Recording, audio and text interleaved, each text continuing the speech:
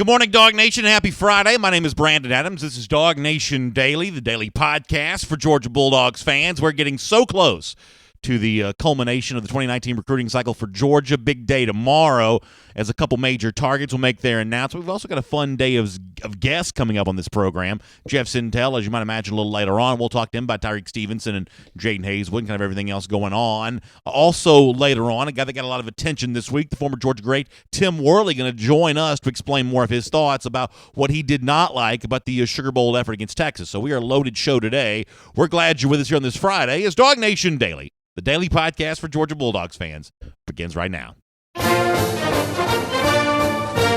Presented by DawgNation.com. This is DawgNation Daily, the daily podcast for Georgia Bulldogs fans. Here's your host, Brandon Adams. A lot of Georgia fans have been reacting to what the former great Georgia running back Tim Worley had to say this week. So Worley is good enough to join us a little bit later on in today's program to expand upon his thoughts a little bit more about why he thought the effort, the leadership for Georgia against Texas in the Sugar Bowl was lacking. This will be a fun conversation. A lot of you, I think, are glad to hear Worley speaking up and speaking out. He'll do that later on today on DawgNation Daily. Before that, though, a lot of recruiting stuff on the program.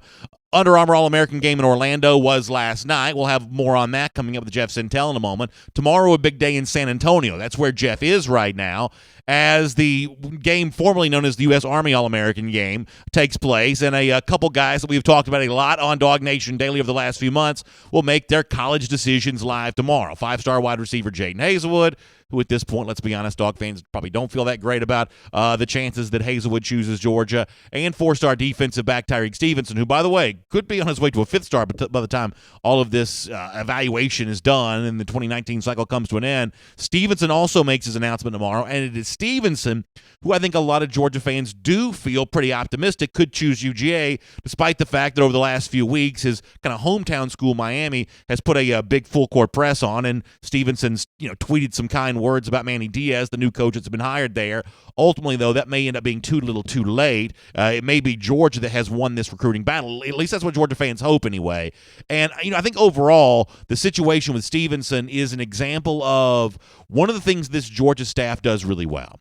It's that long-range relationship building. It's that, hey, we've targeted you for a while. We continue to show you love. We make you feel good, make you feel part of the process. And you really see with Stevenson, and you hope tomorrow the finish line gets crossed and Georgia takes the W here in terms of bringing him into the fold, but you really see the way in which the Georgia recruiting machine is supposed to work. Let's go all the way back to last summer when the quote-unquote reveal took place, when the West End Zone facility was opened up with the new recruiting lounge and the new player locker room. And that was a big deal for Georgia, big new facility to be unveiled to the world. And the best of the best recruits were invited to be a part of that. One of those was Stevenson, and he felt a lot of love from Georgia being a part of that really special event. And if you want to go back to a couple of months ago, he talked to Jeff Sintel about that. Here's what Stevenson said then. What does Kirby tell you?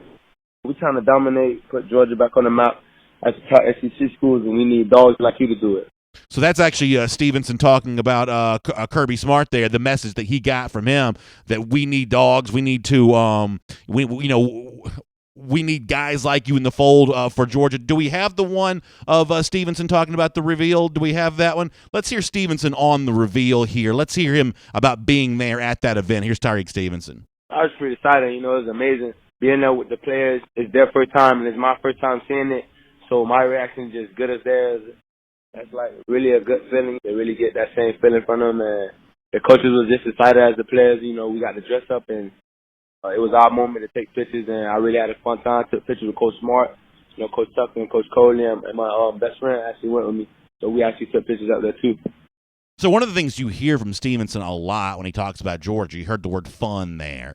He talks about that fun feeling a lot. He also, as you heard a moment ago, delivered the message of, when it comes down to talk to Kirby Smart and get that message from Smart, Smart's not necessarily about the touchy-feely stuff, the fun stuff. He's about, hey, we're trying to dominate here in college football. We're trying to knock off a behemoth like Alabama. We need players like you to do it. So the message gets serious and football-centric at a certain point, but the overall vibe that Stevenson gets is as he talked about during that reveal. It's that fun thing. It's that, hey, Georgia makes all this stuff kind of feel kind of special, kind of, the kind of place that you like coming back to because the vibe you get there.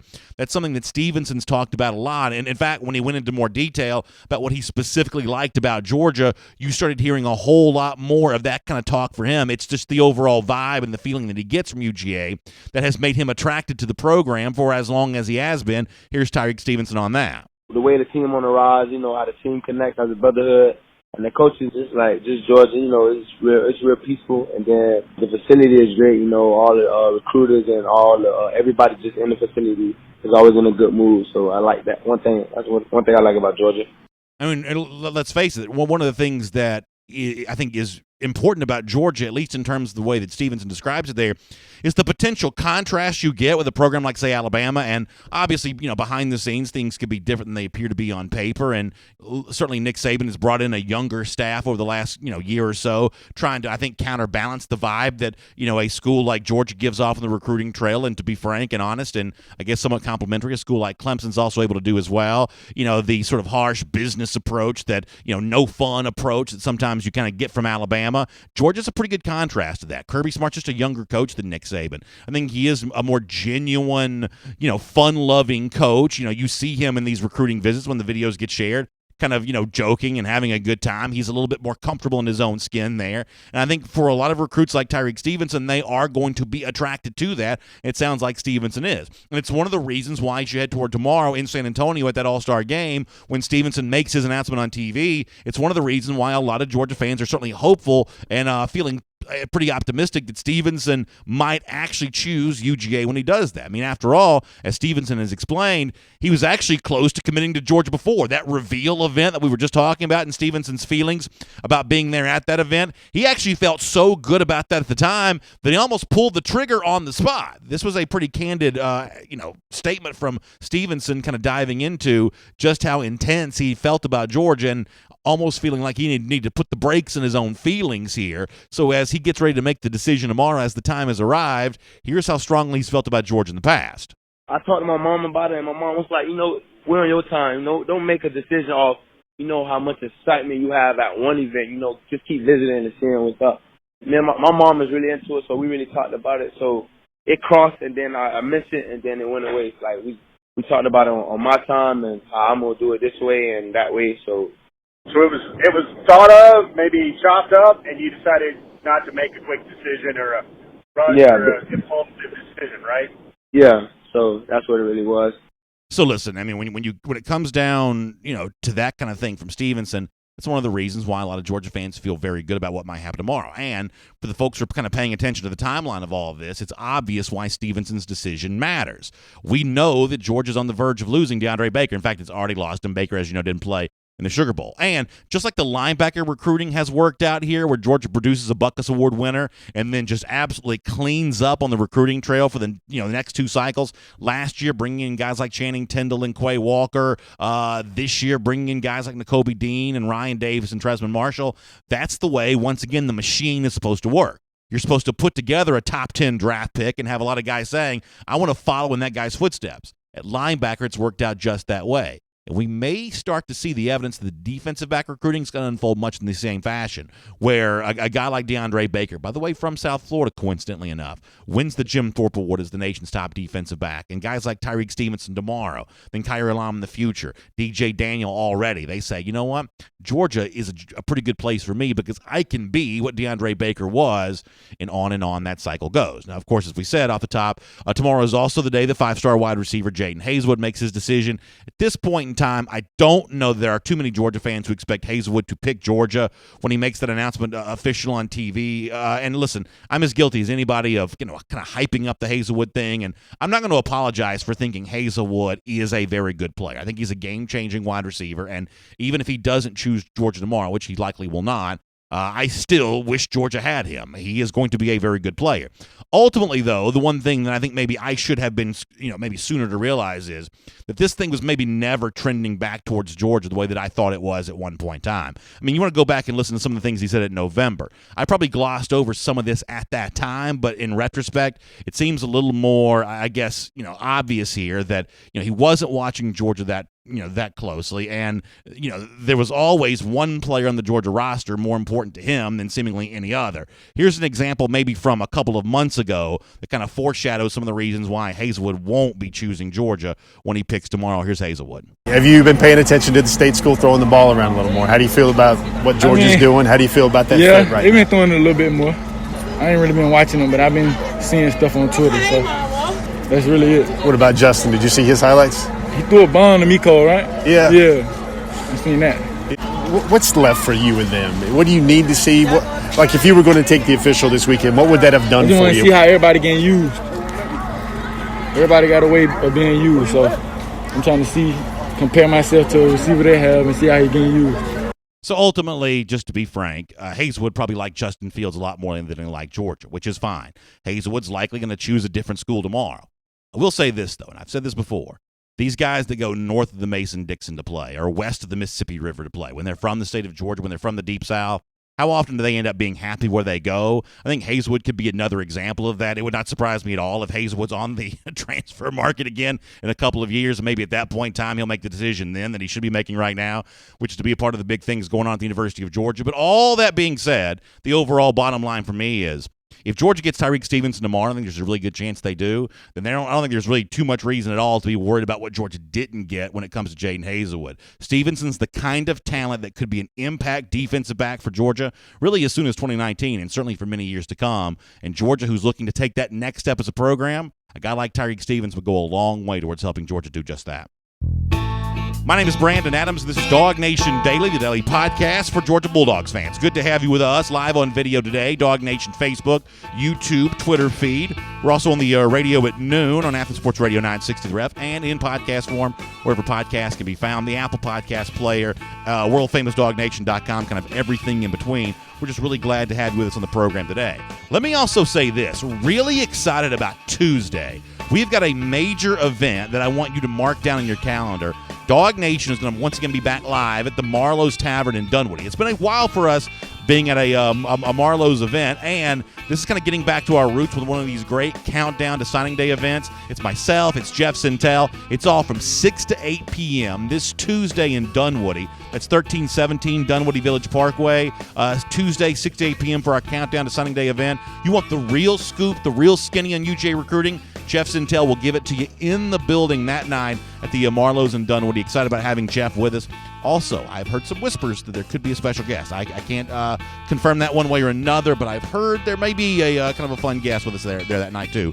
So we'll tell you more about that when we can. But for now, just know that Jeff and I looking forward to talking some recruiting with you at the Marlowe's in Dunwoody this Tuesday from 6 to 8 p.m. Speaking of Jeff Sintel, he'll be with us in a couple of minutes here on DawgNation Daily here today. And then also after that, as I said off the top of the program, the former great Georgia running back, a guy that I grew up loving in a UGA uniform and a guy that many of you were very impressed with based on his strong remarks about the Sugar Bowl this week. Tim Worley, the former Georgia running back, going to join us here today on DawgNation Daily 2. Before that, though, let's go around the doghouse here on this Friday, brought to you by Pella Window and Door. And one of the things that we have talked about, going back to yesterday's show, in contrast to what Worley had to say about, the devastating effects of not showing up and being focused and intent on winning the Sugar Bowl.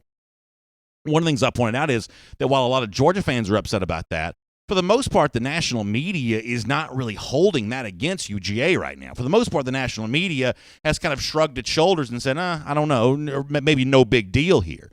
An example of that, and y'all know that the stuff that I live for are these way too early top 25s. I love getting excited about the next season, like as early in the calendar year as you possibly can. Late December, early January is not too early for me to start thinking about as I like to call it, the upcoming season. And certainly for Georgia, that means 2019 here. And congratulations goes out to our friends over at Athlon Sports, who I believe, unless I've missed something, they become the first publication for the year to put out a way too early top 25. And if there are any ill effects for Georgia when it comes to its Sugar Bowl debacle against Texas, they don't seem to be felt by the folks at Athlon with the way too early top 25 here. Let me show you the top 5 from that way too early Athlon top 25, where Georgia's comfortably nestled in there at the number 3 position. ahead of Oklahoma, who, by the way, you may be hearing a lot from over the course of the next few weeks for a multitude of reasons, and Ohio State for much the same thing.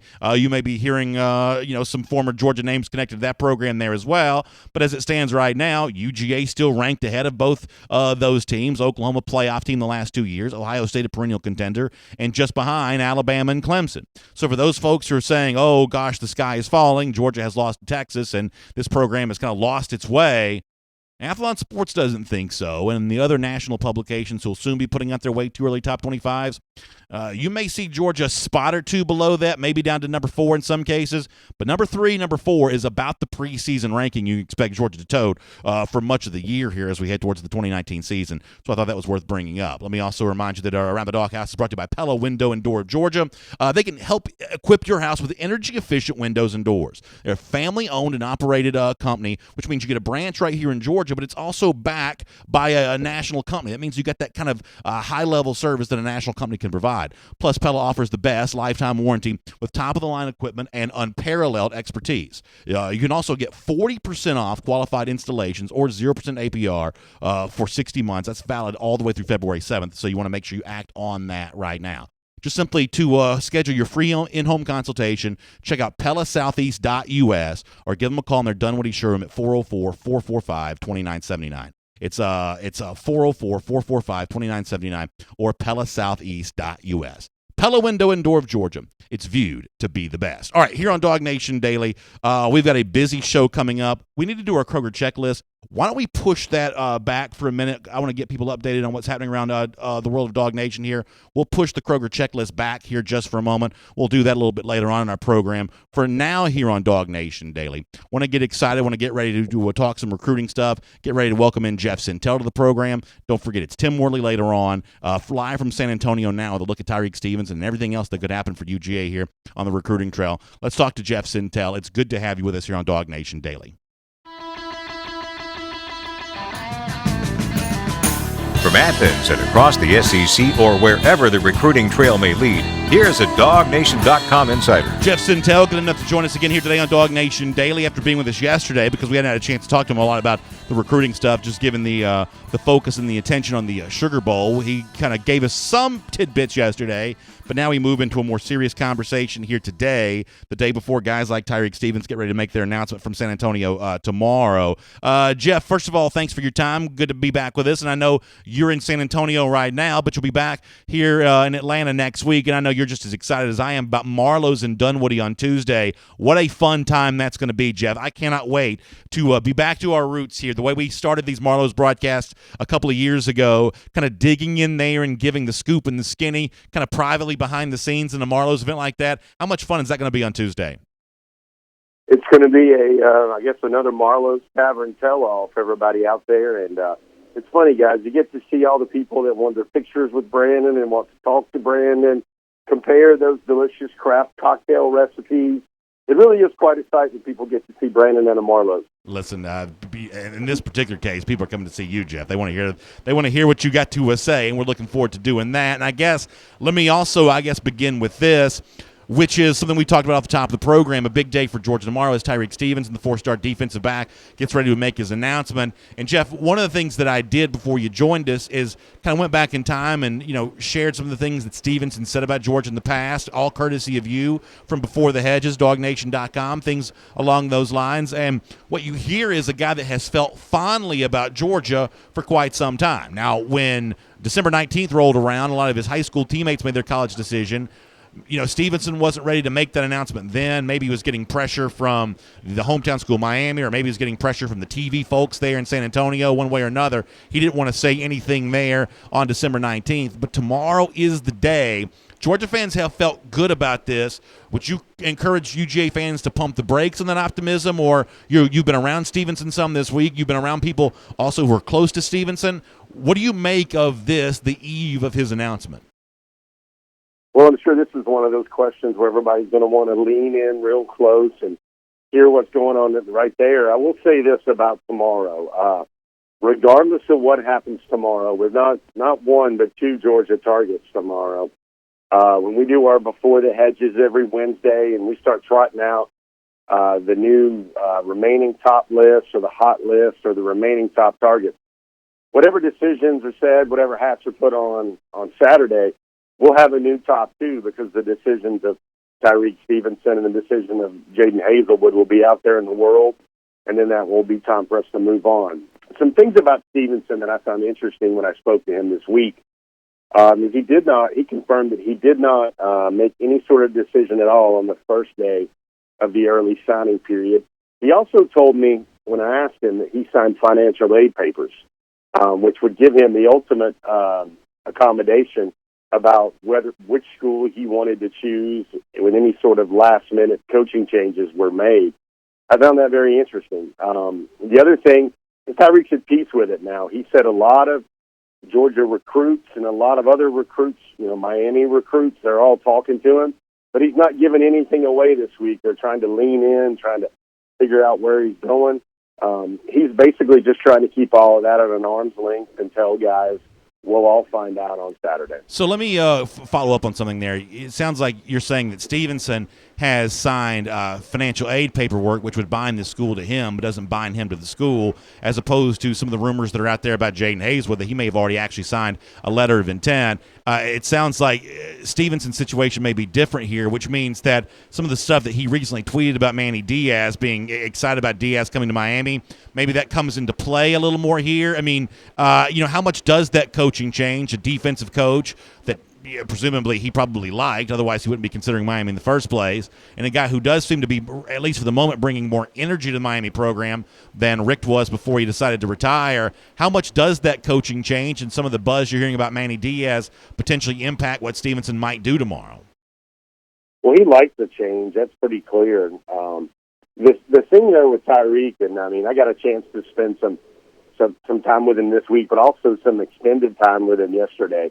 And it's really we'll have a lot of coverage up on the site today, but it's a very interesting young man with where he was at with his decision, with the last minute moves that were made.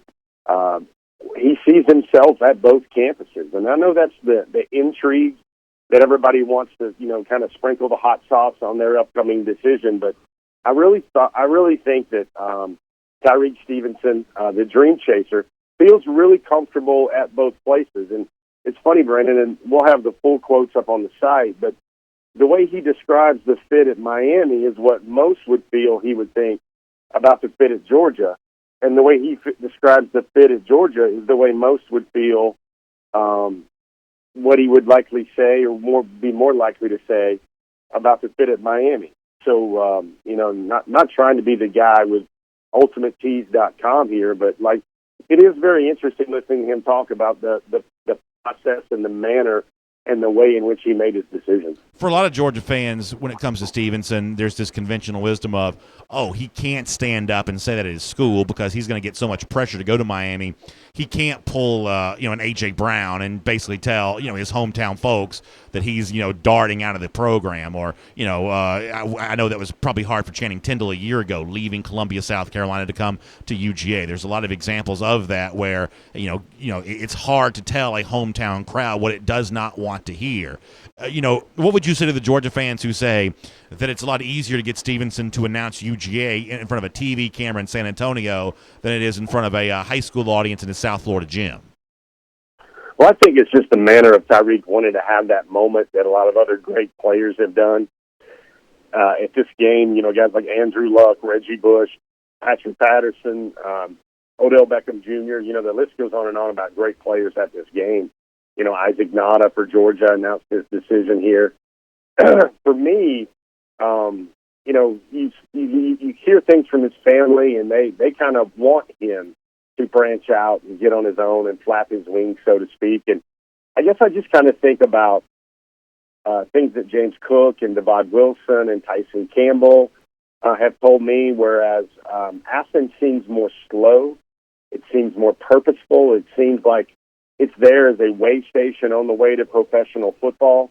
They don't think there's anything really good for them in 305 anymore. So I think Stevenson will make the choice best on his future not any sort of hometown or familiar obligations with all of that. That's really interesting to think about, Jeff. Thanks for sharing that.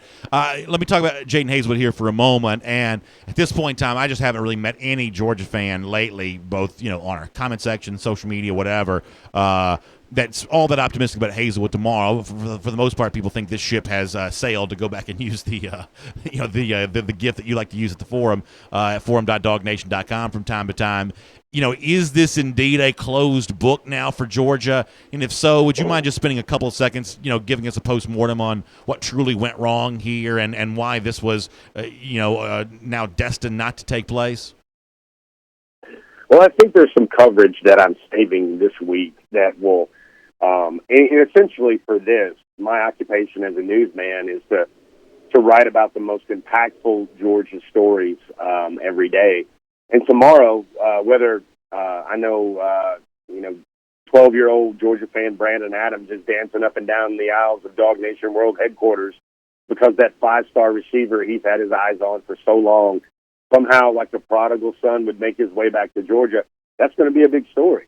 But then if Jaden Hazelwood doesn't choose Georgia, what went wrong, or maybe what went sideways or south with Georgia, with a young man for the longest time that was so entrenched at the University of Georgia? I still, when I'm going to think about this 2019 recruiting cycle, I'm going to think about how Jaden Hazelwood spent the first day of 2018. That's running out of the front door with his shirt off in chilly weather, screaming "Go Dogs," because he knew the Bulldogs were about to knock off Oklahoma in the Rose Bowl. I think his recruiting is a very interesting test case for all explorations about why these young men, and no decision is ever final and nothing is ever 100% certain. Yeah, that's certainly the case with Hazelwood, who has his process has evolved a lot over these last couple of years, and it seems like very, very, very stark differences between how he seems to be approaching this process now, what it was like for him back when he was a sophomore when he first committed to Georgia, and as you said, with the Rose Bowl a year ago. There was something else that you've written at DawgNation.com over the last couple of days that kind of perked my attention a little bit. Doug Nestor's an offensive lineman we've talked about from time to time here. You and I have talked about him. We've talked about him in addition to that here on DawgNation Daily. That's a player that I think could have some value for Georgia here. One of the things I was kind of struck by, though, a little bit is that when it comes to guys like Xavier Truss and some of these other Georgia signees there in San Antonio, they haven't been extending a big-time push yet to Nestor.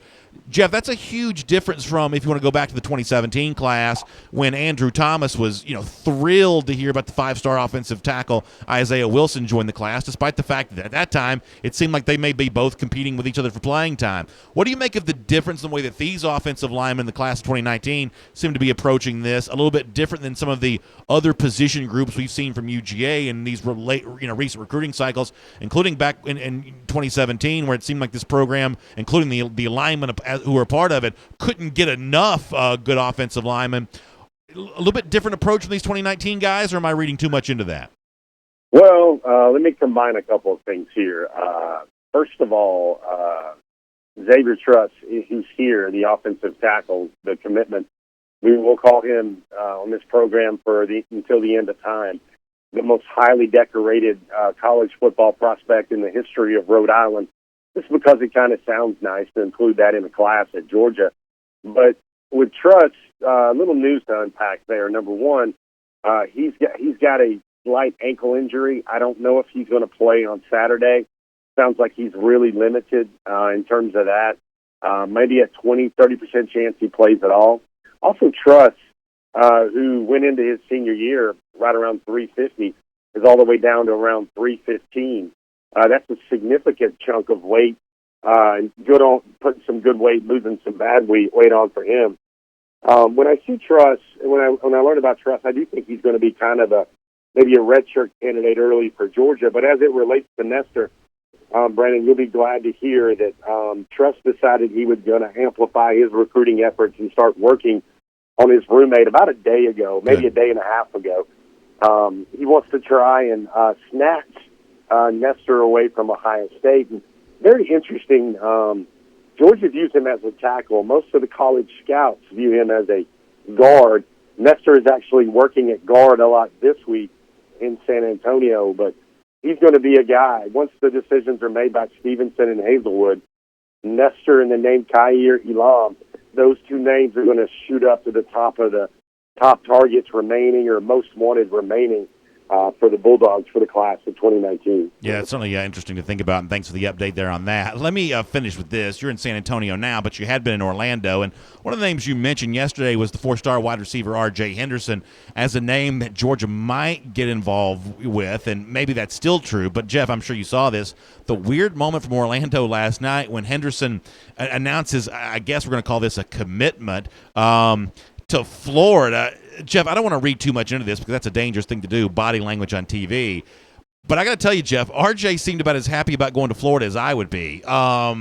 It seemed to surprise the recruiting world a lot with Henderson choosing the Gators. The truth is, this is a player I'm playing a little bit of catch up on as it is. He hasn't really been on my radar that much anyway, so I'm not going to pretend to be some sort of expert on R.J. Henderson. I haven't been following his career that closely until a guy like you mentions him on the show yesterday, and I know you've been following him certainly for a lot longer than I have been.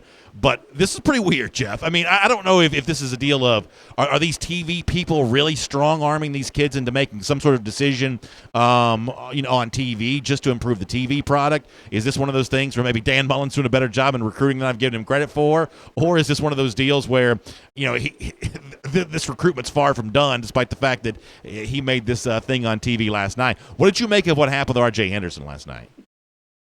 I'm just going to call it strange, but I'm going to call it par for the course for the 2019 recruiting class. I mean, lots of examples of this. I don't know if R.J. Henderson, I say this a lot. I say it on the message board a lot.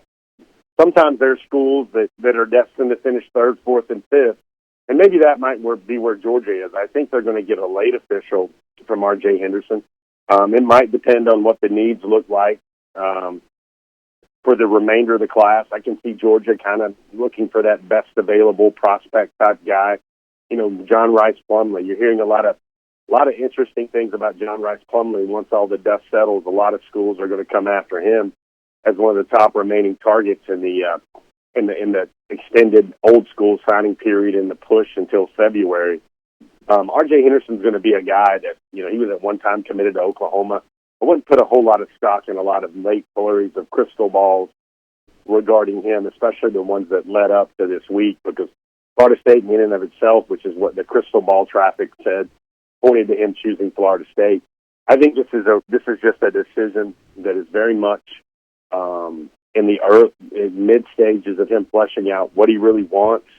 But you did say something very interesting. I would really like to see a Kroger or a Marlowe's commercial where Brandon Adams mimics committing to the Florida Gators. That would be quite interesting. I'd really love to see something like that. I will say, if I did do that, I'd smile about as much as R.J. Henderson was smiling last night, if that was the case. And it sounds like you think he may still visit Georgia before all this is said and done. So maybe they get back involved. Maybe it's a Florida State. Maybe it's something like that. But this seems like a lot of work left to do for Florida, despite the fact that he put the Gators hat on last night. Hey, real quick before we let you go, because I know you got a lot to do today, let me just squeeze in this 30 seconds worth here. Obviously, we've talked a lot about Stevenson. We've talked some about Hazelwood. But the game itself tomorrow, for the folks who get a chance to tune in and see this in San Antonio, the stuff that you've been seeing for the last couple of days at practices and in one-on-one conversations, can you give just a quick 15, 20-second primer for fans in terms of what they ought to be paying attention to for tomorrow?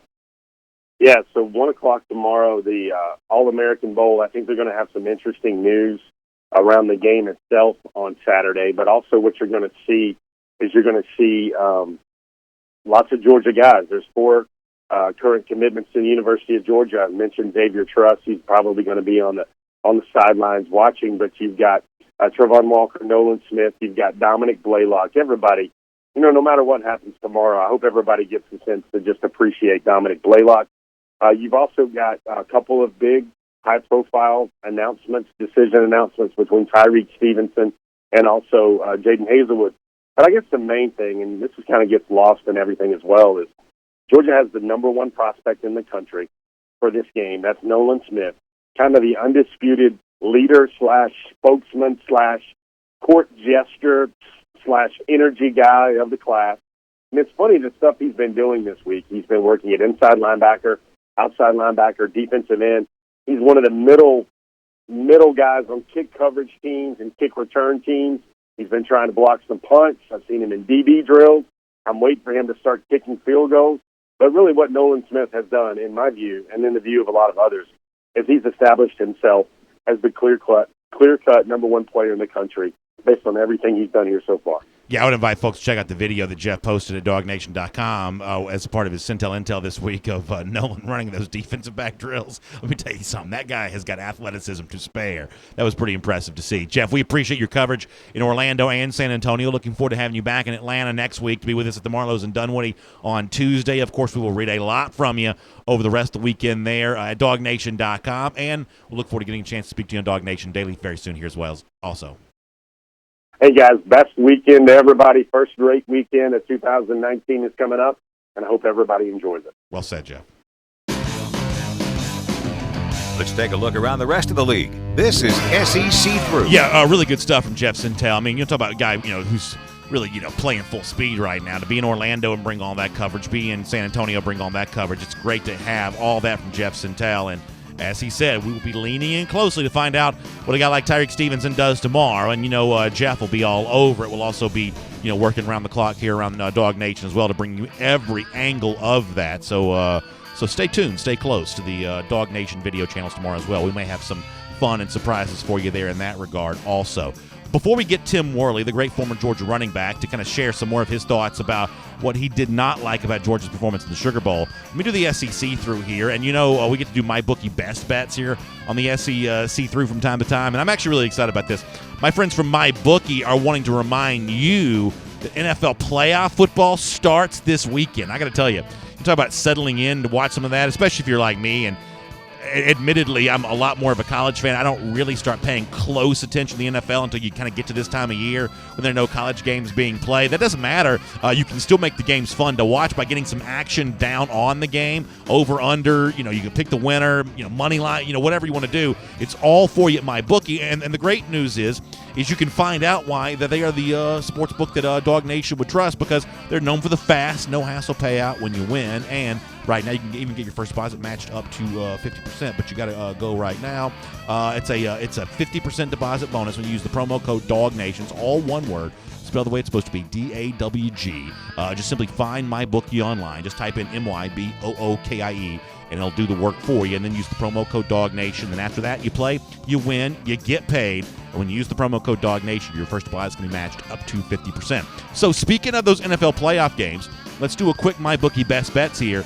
And I'm going to give you my quick thoughts on who wins the wild card games this weekend. We don't do a ton of NFL here on Dog Nation Daily for good reason, but I can certainly try to pick some winners here. So without further ado, here are the games. Indy's at Houston, Saturday at 4:30. Texans a 1.5-point favorite at home. I don't have a strong feel on that game one way or another. That, for the most part, is a stay away from me. I guess I'd be leaning more towards Deshaun Watson and the home team, so give me the Texans. But I'm not going to make that a full-fledged MyBookie best bet. But if we keep it rolling here, I do really like Seattle. Getting points on the road at Dallas. Russell Wilson versus Dak Prescott's a quarterback mismatch. Give me the Seahawks as a MyBookie best bet, catching 2 on the road there. The Chargers go all the way to Baltimore. Ravens, believe it or not, are a 2.5-point favorite. Lamar Jackson is starting this game for Baltimore. That's enough for me. Team traveling west to east, that's usually a rough deal. Lamar Jackson's exciting quarterback. Give me the Baltimore Ravens. I feel pretty strongly about them as a slight home favorite and a MyBookie best bet. Final game from the NFL over the weekend, Philly at Chicago. I can't go against Roquan Smith. Give me Chicago by 1,000,000. Bears are a MyBookie best bet, although they are favored by a lot of points there. So your mileage may vary on that. They are favored by a lot. But it would be off-brand for me not to go with Roquan, so that's what I got to do. I'll take the Bears as a MyBookie best bet. All right, let me do a couple quick SEC stories here. I mentioned the Athlon Sports, the Way Too Early Top 25. Bunch of SEC flavor to this. Alabama's a top 10 team, number 1, as you might imagine. You've got LSU back in the top 10 again, according to the folks from Athlon. Florida's at 7 here. I predicted that Texas A&M would be a top 10 team in 2019. According to Athlon, they kind of agree. Auburn sneaks in this top 25. They're kind of late there. So a lot of SEC teams in the top 10, including teams that Georgia plays, like Florida and Texas A&M. And I guess I kind of agree with Athlon at the moment. I don't see any reason right now why LSU shouldn't be back there in that conversation again next year as well. There is some player movement worth mentioning here. Florida's losing a couple of guys. Voshan Joseph and the running back Jordan Scarlett have both announced they're on the way to the NFL. That's a potential, sizable loss for Dan Mullen going into year 2. Looks like he's not going to benefit from what Kirby Smart had in his second year when, running backs like Nick Chubb, Sonny Michel decided to stay. Jordan Scarlett's not going to do the same favor for Dan Mullen as it appears. What's also interesting here for Georgia, I mentioned the fact that Georgia plays the Aggies, Texas A&M next season. Travion Williams, the outstanding running back for Texas A&M, who would be a load for Georgia to deal with when the Aggies come to Sanford Stadium next November. That's not going to be a problem now, as Williams has also decided that he is moving on to the NFL. So pretty big news there in that regard, that a player that Georgia would have had to face is not going to be there. Then let me finish up with this, a part of our SEC through. AJC reporting that looks like Jeff Collins, the Georgia Tech head coach, has made a pretty substantial hire here, on the verge of doing that. It looks like Brent Key, the Alabama offensive line coach, is on his way to Georgia Tech, as what I'm going to imagine is going to be kind of a dual offensive line, offensive coordinator type role for him there at Georgia Tech. Now, this is one of those weird scenarios where this could hurt Georgia in one regard, help Georgia in another regard. Georgia goes head-to-head with Alabama for a lot of offensive linemen, including for the rest of this 2019 cycle with a guy like Darnell Wright. No Brent Key at Alabama, to a certain degree, probably helps Georgia a little bit. But the flip side of that is there's also a little bit of a challenge involved here when you bring in a top-flight recruiter like Key, or I should say a top-flight recruiter like Key into Georgia Tech. All of a sudden, this is probably a better recruiter than I've seen on the Tech campus. Gosh, forever. I mean, I don't even know when someone at Georgia Tech could have been as effective recruiting as Brent Key has the potential to be. I don't know how many head-to-head battles Georgia Tech could ever win against Georgia, even with a effective recruiting staff like this. But it's certainly a new territory for this in-state rivalry. For the most part, on this program, we ignore Georgia Tech. We talk about them like 1 week out of the year. They don't really do anything beyond that to get any kind of discussion on a show like this. With a guy like Brent Key coaching over there, that could at least change a little bit, and we'll make that your SEC through. And here on DawgNation Daily, as promised, coming up in just a moment, we will discuss what went wrong for Georgia in the Sugar Bowl with a guy who was very outspoken about it all, the former great running back at the University of Georgia, Tim Worley, who was a first-round draft pick in the NFL, and a guy that thrilled Georgia fans for many years. In fact, Mr. Worley is good enough to join us here on DawgNation Daily right now. Tim, thank you so much for your time on the program here today. We really appreciate you being with us. I know you've gotten a lot of attention this week, but thank you so much for taking some time to share your thoughts with us. Thank you, Brandon. Thank you for having me on, buddy. Well, I know a lot of people have reacted, and I'm sure the feedback that you've gotten has been very strong. A lot of folks really glad to hear you step up and say the things you said about Georgia's Sugar Bowl performance. But for the small number of people in our audience who may not be aware of what you had to say, would you mind just sort of recapping what you thought went wrong for Georgia in the Sugar Bowl? Well, basically, me and my wife, we were watching the game, and we just, of course, I was disappointed. And I got to thinking, we discussed some things, and I felt like I needed to write a blog post because, number one, I'm a University of Georgia alumni, and I was a part of that team and that system and a part of Tailback U. And I laid some tracks there, man, and I worked hard to do it. So, I'm coming from a place of commitment. We can call it old school or whatever, but I was committed, okay? And I just felt like the Sugar Bowl game, I felt like the players and the coaches kind of dismissed it. You know what I mean? Sure. Why? Because they did not get a bid for the playoffs. And my thing is, and I want you guys to understand something. I love the University of Georgia. I'm still committed to the University of Georgia. The University of Georgia did so much for me and gave me so many chances. That's why I'm sharing my heart, and this is coming from a place of love. Because I know what it's like. I know what complacency swept up under the rug looks like in the long run. It comes back and bite you in the rear end. So all you got to do is Google me and look at my story. Sure. And I'm just in a place, Brandon, where I don't want to see these young athletes or this young generation today. It's not just the athletes, but we're talking about the University of Georgia now. I cannot sit back and watch these young people destroy their lives through apathy and complacency like nothing doesn't matter. I think the thing that you wrote that I probably agree with the most strongly, I know a lot of people agree with, a lot of what you had to say, but if you want to go back and look at those Saturday night tweets, and you referenced this before, the dissatisfaction not making the college football playoff, to tweet out what a lot of these Georgia players tweeted, for many fans, that's going to be now an extra obligation to go out and prove in the Sugar Bowl that Georgia truly belong. But to some people, there seemed to be a disconnect between the, what was said on social media and what was proven on the field. And you called that a leadership failure. And certainly it does seem to be a disconnect from what we typically have seen from Georgia, where players seem buttoned up and focused on, as Georgia likes to say, keeping the main thing the main thing. In this particular case, that would seem to be a departure from that, wouldn't it?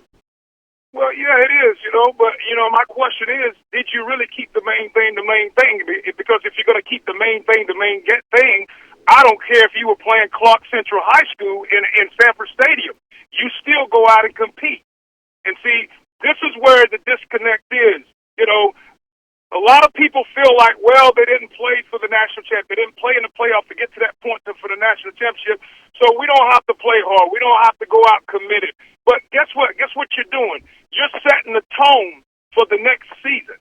And sometimes, man, you just can't turn it on. You got to be in that commitment vein to make things happen. And I just felt like the guys just, number one, being on social media and I mean speaking loudly and harsh, toward the bowl committee, saying all these things where you think you should be.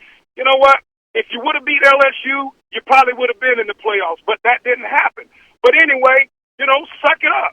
Pull your bootstraps up, man. You're playing in the Sugar Bowl, which was a monumental bowl for the University of Georgia for the national championship in 1980. Go out and play ball.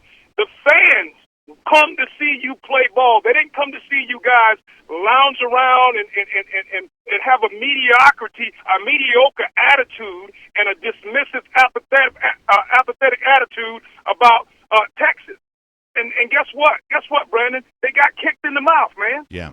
Yeah, no, I think that's a really strong statement, and I know a lot of Georgia fans are right there with you on that. You also mentioned DeAndre Baker, his decision not to play in the Sugar Bowl. You compared that to your own career conclusion, the Gator Bowl, which is still a great game to look back on and remember, a really good Michigan State team, the final game in Coach Vince Dooley's career. You said that you went out there and just like a lot of these other draft picks, like Andre Rison and Tony Mandrich did, and played in that game, and critical of DeAndre Baker for not making the same decision. I guess what some people are going to say as a way of playing devil's advocate here is that in this new era of college football that we live in, that's a choice that's available to Baker. It's a choice that other draft picks have made, and that when DeAndre Baker's got those millions of dollars on the line, that it's a reasonable expectation that he might not play in a game where it's not a college football playoff game. That this is just kind of the new era of college football. How would you respond to that? Well, number one, I never mentioned DeAndre Baker. That was the media's thing. I never mentioned anybody's name. But, things get turned around. But, my hat goes off to DeAndre Baker. I'm not backtracking or anything because he did what he had to do. But all I'm talking about, man, is the commitment, okay? You're committed because I do feel like when these guys, and it's not just Mr. Baker, when these guys pull away and say, hey, I'm not going to play in the bowl game because I got to protect my stock, okay, I understand that.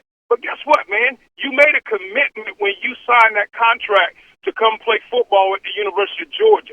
I can see these guys backing away from the East-West Shrine, from the North-South game, some of these different bowl games that they get invited to. But when you're playing and you go to it, you get invited to a bowl like the Sugar Bowl, Gator Bowl, or Cotton Bowl, or whatever it is, that's still a part of that season, okay? And listen to this, Brandon. See, now we're in a time where bowl games count statistically for the players. Back when I was playing, those bowl game stats did not add to your regular season stats. So to me, that's an incentive. And you do what you got to do. Listen, I came out of college my junior year, my redshirt junior year, number one, because I blew my knee out my sophomore year, okay? Didn't think I was going to make it back, but I did make it back 100%. I was predicted for sure the top 10 in the first round. That's the only reason I came out.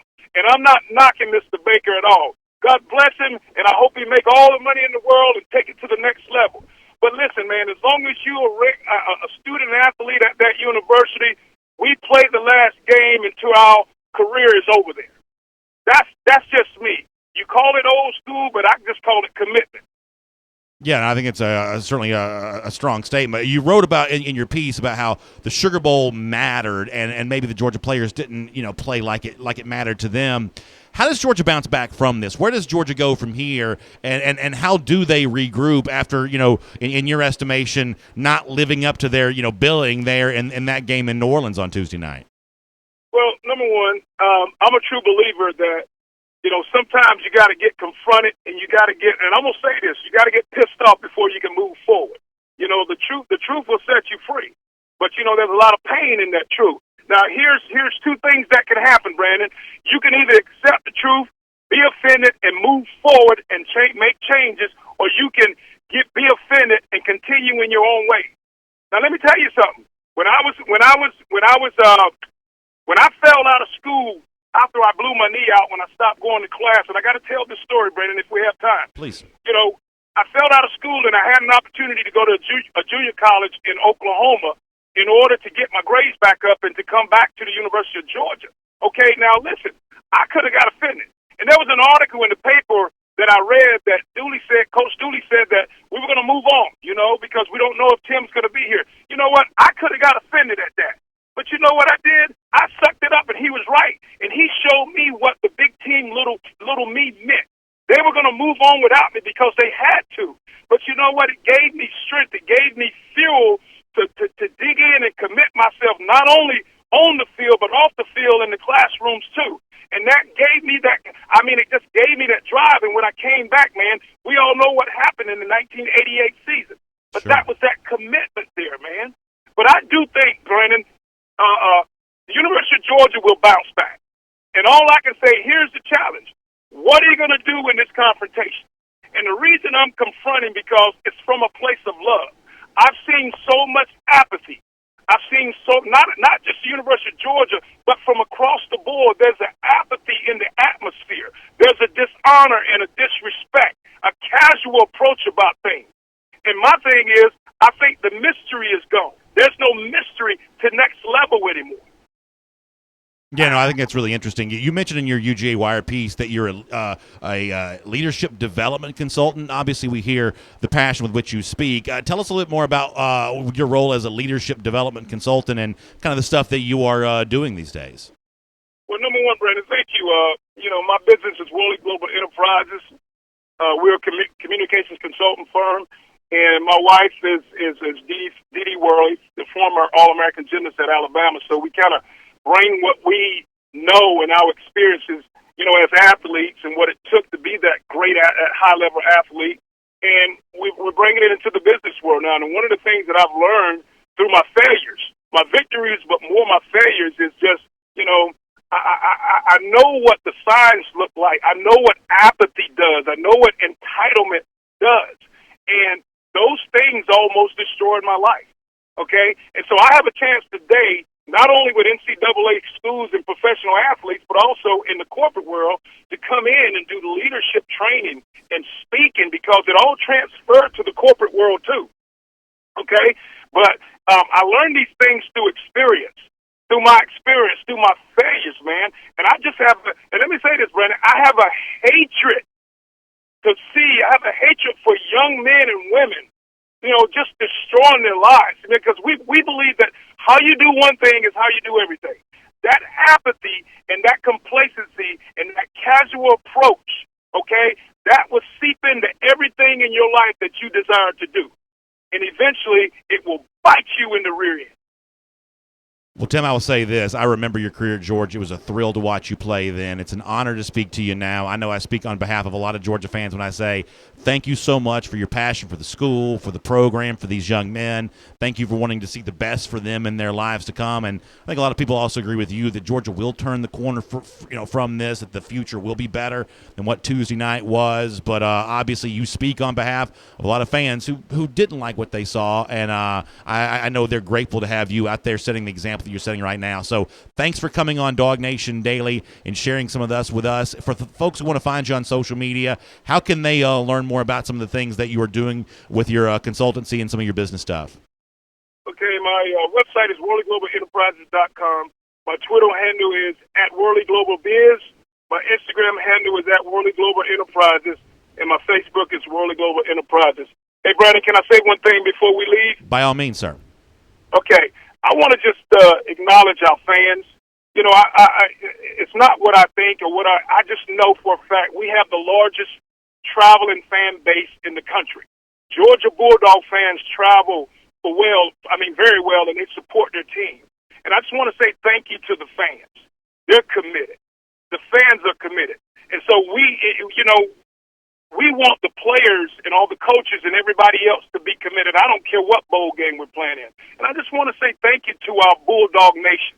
And number two,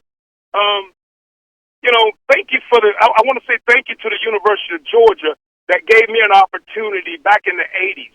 You know, I had 2 or 3 chances at the University of Georgia, and they gave me the best opportunity to maximize my potential and my talent as an athlete there.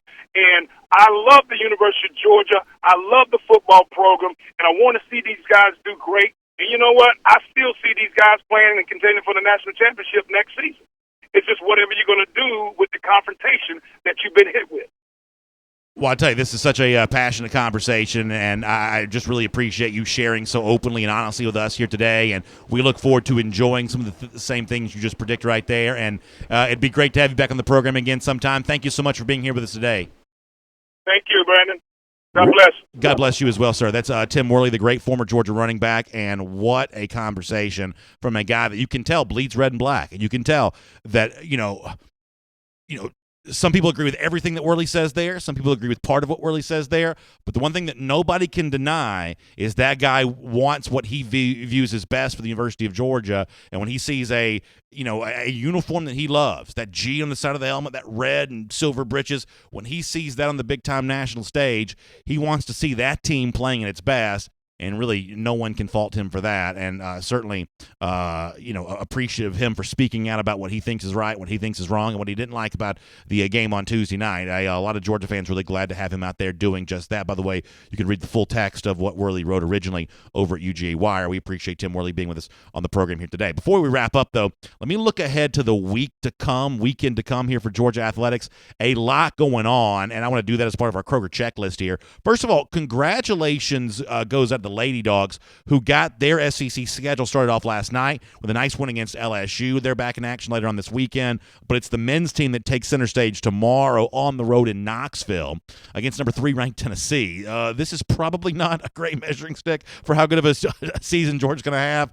Thompson Bowling Arena against the Vols could be a tough test here. It's actually a pretty tough start to the SEC slate for Georgia overall because they play Auburn, I think, next Saturday, So a home game against Vanderbilt during the week is going to be crucial, but at Tennessee is really, really tough there. Lady Dogs host Vanderbilt on Sunday. Joni Taylor's team tries to keep their winning ways going here, and then keep this date in mind as well as part of our Kroger checklist. January 14th looms as the deadline for juniors to declare, or third-year players at high school to declare for the upcoming NFL draft. For a lot of these Georgia guys, we may see resolutions before January 14th. For most of them, I think we will. The ones that are, going one way or another, but it has to be done by January 14th. So that's a day to keep in mind as part of our Kroger checklist. And speaking of Kroger, if you have not tried Kroger Ship yet, you need to do it. It's the best way to stock up and save on thousands of items that can be shipped right to you. You can also shop now and save up to 15%, plus you get free shipping on your first order. Listen, this is a great New Year's resolution for you here in 2019. Make grocery shopping easier. With Kroger Ship, having this stuff delivered right to your doorstep, it's definitely going to do that. So check out your local Kroger, and you can find out how Kroger Ship can be a part of your life in the upcoming new year. All right, so we'll get ready to wrap up on the program here today, and let me tell you something. Tim Worley, I feel like I could run through a wall right now. I feel like I could bench 300 pounds, and that is not something that I would typically do on a normal day. He was really kind to spend some time here with us. And listen, around here, we always say we're the daily show for Georgia Bulldogs fans, daily podcast for Georgia Bulldogs fans. So we're always going to have a lot of affection and admiration for guys who also appreciate the product, Georgia football, the way that many of you do. And so, for guys like Worley, they're always going to have a home right here on DawgNation Daily. And y'all know I'm a child of the 80s, so all these, guys, from the 80s have sort of special places in my heart as it is. So I love hearing Worley step up and speak up with the Georgia Bulldogs. And I know he's probably a Gator hater, too, and I know he loves the fact that it's now been 797 days since those lousy, stinking Gators have beaten UGA. It's our Gator Hater Updater. Have a great weekend. We'll talk to you on Monday. And on video, what an unbelievable deal we've got there, and it looks like we may be having some breaking news coming in here on the heels of Tim Worley talking about commitment and sticking with the stuff that's hard. It looks like Connor Raleigh's going to roll in here and give us an update on something. Yeah, BA, we've got some breaking news. Jeremy Birmingham, who was on this program a few weeks ago of Letterman Row, is reporting that Justin Fields is going to transfer to Ohio State. He is expected on campus this weekend and is set to enroll in classes which begin next week. All right, so that obviously changes the tone of our comments just a little bit. This is not unexpected, unsurprising news, but Berm's going to step in there and apparently break this story that this is, I guess, about to be official here, that Fields is indeed going to land at Ohio State. And listen, this is not the resolution of this story that I wanted. If this report from Letterman Row goes on to be true, this is not what I wanted. But if it does happen, and it seems like likely it's going to now, I wish him well. You know what? Best of luck in the future. Sorry it didn't work out for you at Georgia. Georgia has made its choice. Fields is making his choice, and now he will go and apparently be a part of a competition against Tate Martell and try to figure all this kind of stuff out. So best of luck in the future to Justin Fields. I really wanted Fields to be a part of this team in 2019. I don't think had he stayed at Georgia, this would have been a static situation. Jake Fromm is the starting quarterback for Georgia 4 right now. I think he earned that job for 2019. But beyond that, who knows how the future could have played out. Fields is a good enough player that much the same way he's going to be in a competition with Tate Martell in Columbus based on the reports that we're hearing, he would have also been in a competition with Jake Fromm. And eventually, he would have had a chance to maybe emerge and win that competition. It was apparently just going to take a little longer than Kirby Smart wanted it to take. So I guess my big overall question is, and after this I'm going to let you mostly comment on this and take it where you want to go. I guess my big overall question here is, Kirby Smart, knowing what seemingly he must have known pretty early in this process, should he have even brought him into UGA? Should he have even done that? Because now, as we said yesterday, there's going to be a rebranding of the program that has to take place. Kendall Milton tweeting about Fields during the Sugar Bowl. That's the top, depending on your your preferred flavor here, top running back the class of 2020. He and Zachary Evans, the two big names there. Milton's the guy that's been cozy with Georgia. He wanted to see Fields apparently playing in the Sugar Bowl. Georgia's going to rebrand itself in the eyes of a guy like Kendall Milton. It's going to have to rebrand itself in the eyes of some of these other recruits. Fields is just really, really magnetic with his, he very attractive to other recruits. They like being around Justin Fields. So Georgia's going to rebrand itself as a program here a little bit. It's not going to necessarily be easy. But overall, I think the program's in good hands for 2019. And, even if I don't agree with every single thing that Justin Fields has done, and I don't.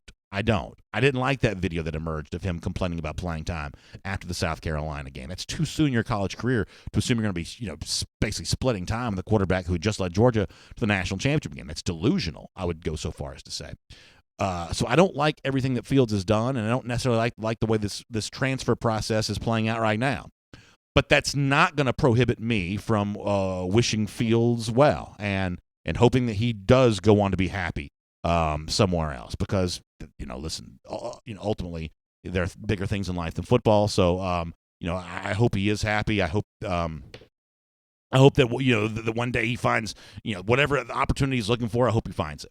So I'm not going to be angry with him, even though I don't love everything that he's done, and even though I do wish he was going to be at Georgia next season. The reports are out there that he's apparently not going to be, and I wish him well on that. So we'll let you kind of weigh in and react, and we'll kind of see where this goes. Trey Williams says, best of luck, Fields. Go Dogs. Trey, thanks for sharing that. Brandon Pratt says, Martell's been in the system 2 years. Justin Fields will be a backup again. So that's a prediction that Fields won't win that job. We actually had the guy that's apparently breaking the story, as Connor said, Jeremy Birmingham, on the show not too long ago. And I asked him point blank, did he expect Fields to beat out Tate Martell? Now, Jeremy knows Ohio State football really well.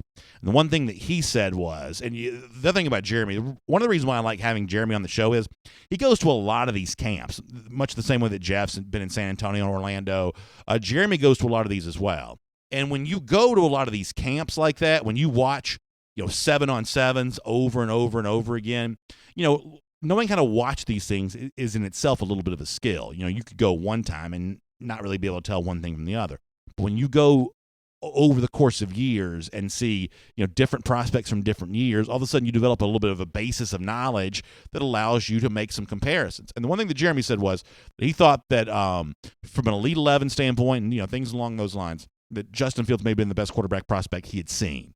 So it sounds like in Birmingham's case, he would not, assuming that Fields is immediately eligible, he would not make Tate Martell necessarily the point spread favorite, even with the fact that he knows the offense. But it's also not a given, that Fields going to step in there and do that. And for Justin, I hope that he is aware that he's going to face competition wherever he goes. And, listen, just because he was mentioned side by side with Trevor Lawrence and their final, high school seasons for the class 2018 doesn't mean that level of success is going to continue at the college level. It might. Justin Fields may even be better.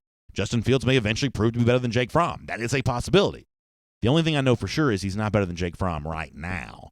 And for Georgia, it's right now that truly matters. And if a low degree of patience makes right now intolerable, then you're not a good fit for UGA. Chad Williams says, how could Kirby have handled this better?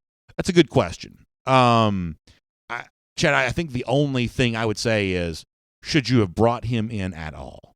If the relationship was going to be this toxic, and to Zach Klein, our buddy from WSB TV Channel 2, he tweeted the video. We showed you, we showed you some of this video on our show. We didn't play the audio for it because it's filled with expletives. We don't do expletives on DawgNation Daily. But we showed you the video of post South Carolina when he was complaining about only handing the ball off and seemingly only playing in garbage time. That's the second game of the season. That's the SEC opener on the road, and Justin Fields already had an expectation of extended playing time. As I said before, that strikes me as delusional. That's like asking me, me asking why I'm not, filling in for Al Michaels on Sunday Night Football, something along those lines. You just got here. How about you grow into a role before you have an expectation of playing time? If that's what he was thinking at the beginning of his college career, then his objectives and his expectations and Kirby Smart's objectives and expectations never lined up. Should Kirby have known better than that? Is that an example of a young, inexperienced coach from a recruiting standpoint, bringing in a guy that had the risk of knocking over the balance of the locker room a little bit? Because quarterbacks have that power. Quarterbacks, are Pied Pipers a little bit. They are, in most cases, natural leaders, and natural leaders cultivate some followers. And when you have one quarterback cultivating some followers over here and one quarterback potentially cultivating some followers over here, all of a sudden now you got different factions on the team. I don't know if that's what happened at Georgia, but what I will say is that was a risk of happening if you brought in someone who was incapable of being happy from the word go. So when Chad asked the question, how could have Kirby Smart handled this better? Maybe it's all fine and well. It was a bullet dodge for Georgia, but Kirby Smart risked the locker room balance of his program, bringing in a player who was apparently only going to be happy as a starting quarterback. Haley and Jeff Gubala says no one deserves playing time. Doesn't matter 5-star or not, you have to earn it. Yeah, certainly that just seems self-evident that to think that you're going to come in and take reps from Fromm right away, given what Fromm had done last year, what he's done for most of this season. That's just a level of expectation that doesn't seem to line up with reality. Chase Smith says, I'm late. Has Fields made it official? So, Chase, what we know is there's a report from Letterman Row, Jeremy Birmingham, a guy that we all know personally, who's apparently reporting that Fields is going to Ohio State. So that was the anticipation, the expectation anyway. You used the word official. You've obviously been following these rumors enough to know the difference here. But the report here is that Fields is set to enroll, and it sounds like, Connor, folks are running with this as if this is the news. Correct? A couple of other people have confirmed it as well. Okay. The Athletics' Bruce Feldman has said that he is on campus, but has not confirmed that he is in fact transferring there yet. But an number of other people, including DawgNation's own Mike Griffith, have confirmed the Fields' transfer. All right, so Mike Griffith has also been able to confirm this report as well. So there you go on that. And, this also brings the Sugar Bowl back to mind. And ultimately, I want to be careful that we don't make too much out of the Sugar Bowl in comparison to where Georgia's going in 2019 and, kind of everything else. But, here we are. I mean, literally, when you line up, it is Friday. The Sugar Bowl was over on Wednesday morning. I mean, if you really want to get, technical about it. Apparently Fields' time in New Orleans was just a brief stop on his way to Columbus. I mean, that does kind of bring to question more of, Georgia was never playing him in this game, and it kind of makes you wonder, well, why if he was going to be in, Columbus by the time the week ended, why did he spend the first part of the time there in New Orleans for the Sugar Bowl here? I mean, listen, I wish that Fields was going to be at Georgia for every game of the 2019 season, but if he's not, the decision to have him there in New Orleans all of a sudden seems a little bit weirder. Slade Gullidge says bye-bye. I know that some of you are a little irritated with Fields through all of this. I guess I would just challenge and encourage you to, I don't know, try to pump the brakes as much as you possibly can about, being too angry at an 18-year-old here. I think there's a lot of things that some of these young men do at this stage of their life they may grow to regret one day. I mean, listen, how many of you, and a lot of our audience is very connected to high school sports, how many times do you see in the world of high school sports these days where kids just bounce around from school to school to school to school? I mean, the high school transfer rules are seemingly more liberal than the college transfer rules now, and some of these kids are just looking for a new home every single year. We got high school kids now that go to 3 high schools, and they're never happy. I hope that's not what turns out for Justin Fields. I hope he's not one of these, Gaylord Perry journeyman who just sort of bounces around from team to team over the course of his life here looking for the spot where he finally sets in and finally fits in. I hope that's not what happens for Justin, because he's too good of a talent to become a journeyman. But taking off and running after 1 year at Georgia is for him not a great look. But I hope he settles in and finds himself a place to play. Tram Dickerson says, where's Jeff? Didn't see Before the Hedges this week. Jeff is in Orlando earlier, in San Antonio now. We'll be back to a regular Before the Hedges schedule tomorrow. We're over on YouTube. PK Cool says UJ should definitely go after a 2020 quarterback. And he mentions the name of the guy, and I was joking with Connor about this the other day. This DJ kid whose last name is harder than Tungo Vailoa. I saw him. It begins with a U. It begins with a U. Yeah. Our buddy here in the YouTube comment section spelled it correctly, but I can't pronounce it. Galele, maybe that's what it is. So that's a guy that did recently put Georgia in a group of finalists there. I guess Clemson's been recruiting him pretty hard for a good long while too. I do think that the challenge of Georgia signing an elite quarterback in 2020 is all of a sudden more important. I know that at one point in time, Georgia was pretty interested in Max Johnson. It doesn't seem like Max Johnson was ever interested in Georgia. Or, I shouldn't say ever. Was ever favoring Georgia. For a long time, he was thought to be weirdly enough, like a Wisconsin lean or something like that. Ultimately commits to LSU. Mark Richt is no longer coaching at Miami. I don't know where Richt moves to, but you almost wonder if suddenly the absence of Richt as a head coach, Richt is the uncle to Max Johnson. You almost wonder now, can Georgia get more back involved with a guy like Max Johnson again? I honestly don't know. Elite Baller says, I'm not angry at Fields. Hope the best for him. Move on, BA. Elite, this just happened. How about you calm down with the move on talk? This literally happened 5 seconds ago, but thanks for the advice. Groon D says you're not getting him. Yeah, maybe not. Mo Morris mentions Harrison Bailey for the class of 2020. For whatever reason, it doesn't even seem like Georgia was ever really in it for Harrison Bailey, who eventually committed to Tennessee, I believe. Is that right? Bailey committed to Tennessee, right? Yeah. It doesn't seem like Georgia was ever really in it for Bailey too much. Marietta is one of those programs that had a lot of talent. Georgia was heavily involved with some of them, like the Ojalaris, not really involved with other guys from that roster. Ramel Keaton's a wide receiver that Georgia did not seem to have a lot going on with, and Bailey, the quarterback, also Georgia did not seem to have a whole lot going on there as well. Tyler Stiller says the locker room and leadership would be better off now. That's certainly an easier assumption to make that somehow the locker room was kind of, as I said before, kind of knocked off balance by the presence of both these quarterbacks. But the honest truth is we don't really know that, for sure. It is kind of interesting that based on, what we can confirm and report, not just us at DawgNation, but just people in general, there are not a lot of people who've gone on the record about anything negative about Fields whatsoever. So from that standpoint, I guess you got to give it credit here that we haven't heard of a lot in the way of locker room division. We haven't heard a lot of whispers of, what's really going on, at practice. We haven't really heard a lot of that kind of stuff. So, either this is an example of Georgia just being really good at keeping something buttoned up, which could certainly be a possibility, or, kind of who knows what. But maybe Fields was just good at keeping his dissatisfaction to himself. You at least got to keep that, idea open.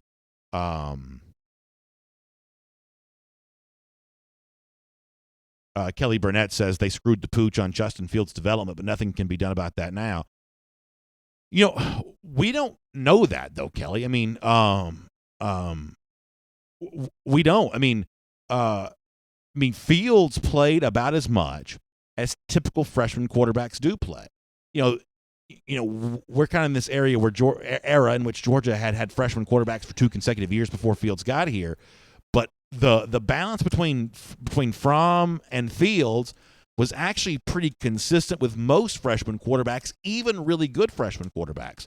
So, this idea that Georgia didn't develop Fields appropriately this year, I mean, maybe had Fields stayed for 4 years, that might eventually be proven to be true. But as it stands right now, Fields was just a typical freshman quarterback. It wasn't that long ago that if you looked around the country at programs who had freshman quarterbacks, you didn't really know how good they were. They ended their freshman season as somewhat enigmatic guys of maybe they pan out, maybe they don't. After all, about 50% of the 5-star quarterbacks don't, ultimately pan out, don't ultimately end up being good. That's a better batting average than you might think, but it's certainly by no means a guarantee that just because you're a 5-star, you're one day going to, sort of set the world on fire at the quarterback position. Fields was, to a certain degree, a typical freshman quarterback playing behind an entrenched starter. This situation was not that unique and different to most of the rest of college football there in that regard. Mr. Farrell also on YouTube says, this is not Fields' fault. Keep your word to these kids. Be honest. Having the number 1 class is great, but make sure these kids know the truth. We will lose more players. The coaches are not truthful. What Mr. Farrell seems to be referencing here is a pretty consistent message board rumor. And listen, I'm not going to sit here and pretend that message boards don't exist. A pretty, consistent message board rumor that somehow Kirby Smart promised Fields playing time that he later didn't deliver. I mean, folks, I know that kind of rumor and innuendo won't ever go away, but there is no one that's confirmed that on the record, I believe. And if you can point me to someone that has, then I'll obviously, change my tune. But this idea that, Kirby promised Fields playing time and didn't deliver it, I'd be very careful staking your opinion on something that has not been confirmed to be true. And there's a lot of stuff that's going to come out on Fields in that regard. If that's true, we would eventually probably learn it. Fields might even say that. Someone from Fields' camp might say that. He's already got, puppets in the national media who seem to be doing his bidding. Dan Wolken. Sorry about that. You better believe that if that was true, somebody would be leaking that already right now. So the fact that you don't even hear any reference to that in any of the coverage on Justin Fields leads me to believe that particular rumor is probably not accurate. And listen, I'm as involved in the rumor mill as anybody when it comes to that kind of stuff. But it's important to know when a rumor does not seem to have any connection to verifiable facts. And this idea that Kirby promised Fields playing time and didn't deliver it, I haven't heard anybody officially make that claim. One thing you said on the development of Fields and in the playing time he got this year, I believe it was Jake Rowe who pulled up the stat, Dogs 247. Justin Fields had more pass attempts this year than Tim Tebow did as a freshman. Yeah, I mean, that's an example of the fact that, even for good freshmen, it's just not that typical when you have an entrenched starter in the way that Leak was at Florida back then, that somebody is going to come in and play a whole lot right away. It's just not the way this kind of stuff goes. Let me get a few more here.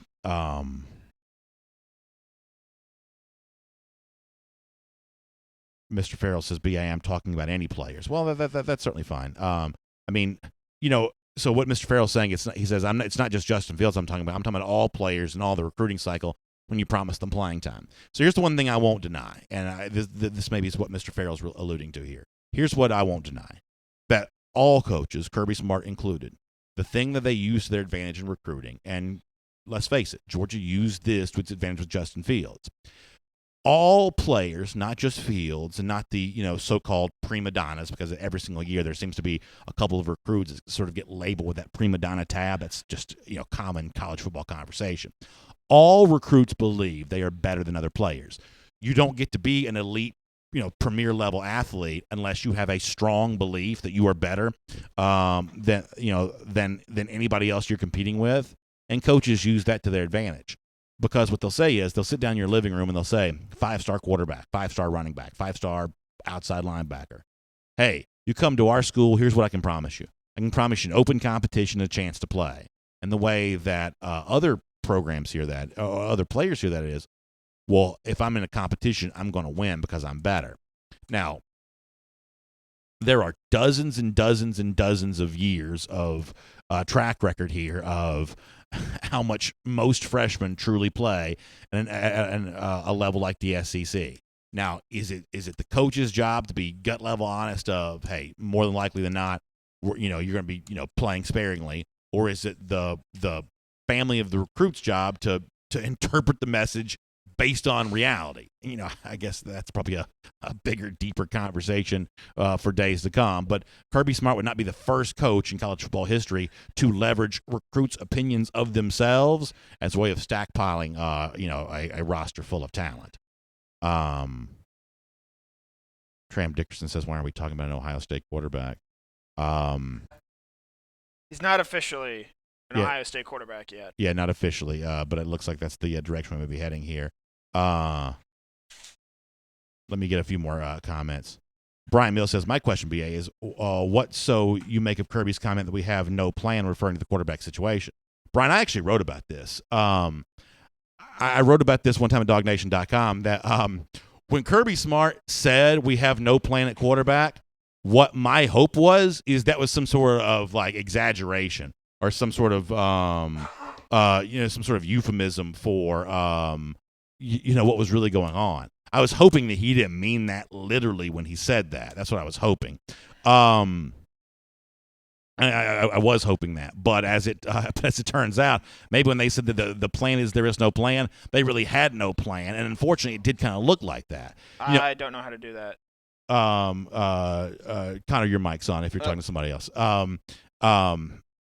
Unfortunately, as it turns out, they may truly not have had a plan when it comes to Justin Fields' situation and the way they used him on the field as a running quarterback alone.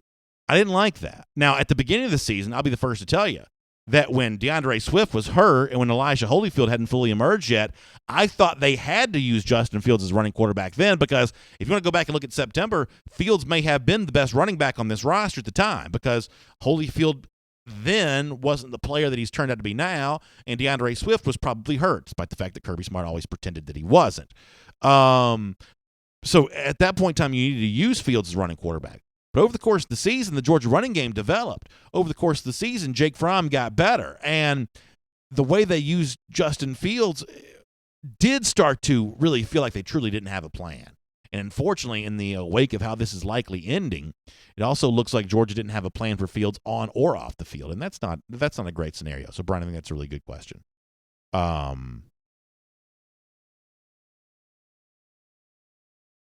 Robert Hyder says these high-level recruits always think they're going to play. They do. They do. And, by the way, if they didn't, Georgia couldn't build the class that it builds. And Alabama couldn't build the class that it builds. The national championship contenders, the fuel that drives them, the fuel that creates them, is this belief that elite players can beat out other elite players for the job. If there was more level-headedness on this, recruits would sort of naturally disperse themselves relatively evenly around the country. But they don't think that way. They think they can play for the hot program of the moment and ultimately win that job. And I'm sure Justin Fields is just like a lot of those guys in that regard. Joe Rush also brings up the name Dwan Mathis. And I got to tell you, I really like a lot of things that Dwan Mathis brings to the table. I do. I really do. I like a lot of what he brings to the table there in that regard. Lee Davis says, how do you think this affects Jaden Hazelwood? Do you think he'll still end up going to Oklahoma? I think the fact that Fields for a while has been thought to be leaving Georgia, and Hazelwood probably has known that as long, if not longer than anybody.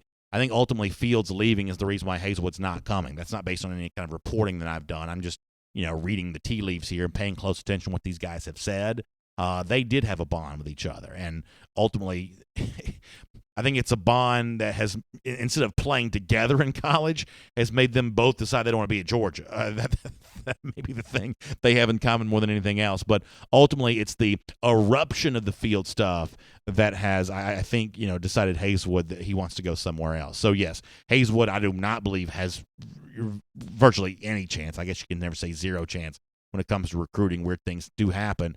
But in terms of any kind of realistic chance, Hazelwood's not picking Georgia tomorrow, and I do believe that Justin Fields is the reason why. Philip Sharp says, BA, you have a lack of understanding how good Fields is. Better than Lawrence. Philip, with all due respect, and listen, I'm going to say this again. This is an open-ended conversation. You're free to say whatever you want to. You're free to tell me that I'm wrong. I want us to be open and free here. I want people to get stuff off their chest. But occasionally, I got to step up here and say, how in the world could you be so confident that Fields is better than Trevor Lawrence when Fields not only has not played in college, he's barely played in high school? I mean, it's not like Justin Fields is playing, starting quarterback for 15 years at Harrison High School. This is a relatively inexperienced quarterback who, that some people, Philip included, is going to determine is not just better than Jake Fromm, but also better than Trevor Lawrence. He may turn out to be, but he would not be the first quarterback who seemed like a sure thing not to pan out. If Justin Fields was better than Trevor Lawrence, I can promise you this: the Kirby Smart would not have left him sitting on the bench to rot. He just would not. I mean, Kirby wants to win a national championship. Kirby knows you don't get a million chances of this. If Fields this year was better than Trevor Lawrence, he would not have left Fields sitting on the bench. He just wouldn't. He just would not be. Maurice Long says, I'm telling you, Fromm is a 4-year starter. Let me get the rest of Maurice's comment. Both years have been a game manager. Alex Smith 2.0. The stats don't back you up on that, Maurice. They just don't. I mean, go look and see where Fromm, is measured on yards per attempt. I mean, go check that out. Go look and see where the Georgia offense ranked this year in terms of its overall effectiveness. Overall passing yards per game is not worth looking at here because Georgia's not going to throw the ball a million times. You don't want Georgia to throw the ball a million times. You know who throws the ball a million times a game? Oklahoma State. You want to be Oklahoma State, or you want to be one of these teams that's truly competing for the national championship. You don't want to be in the top 5 of passing yards per game. You want to be in the top 5 of offensive efficiency. You want to be in the top 5 of passing efficiency, and Georgia's kind of heading that direction. I think there's a way to be disappointed that Fields is not here without without diminishing what Jake Fromm has done. And Jake Fromm won this quarterback competition fair and square. He just did. It ain't politics that kept Justin Fields on the bench. It's not anything else. Fields came to Georgia thinking he was better than Fromm. He found out that he wasn't.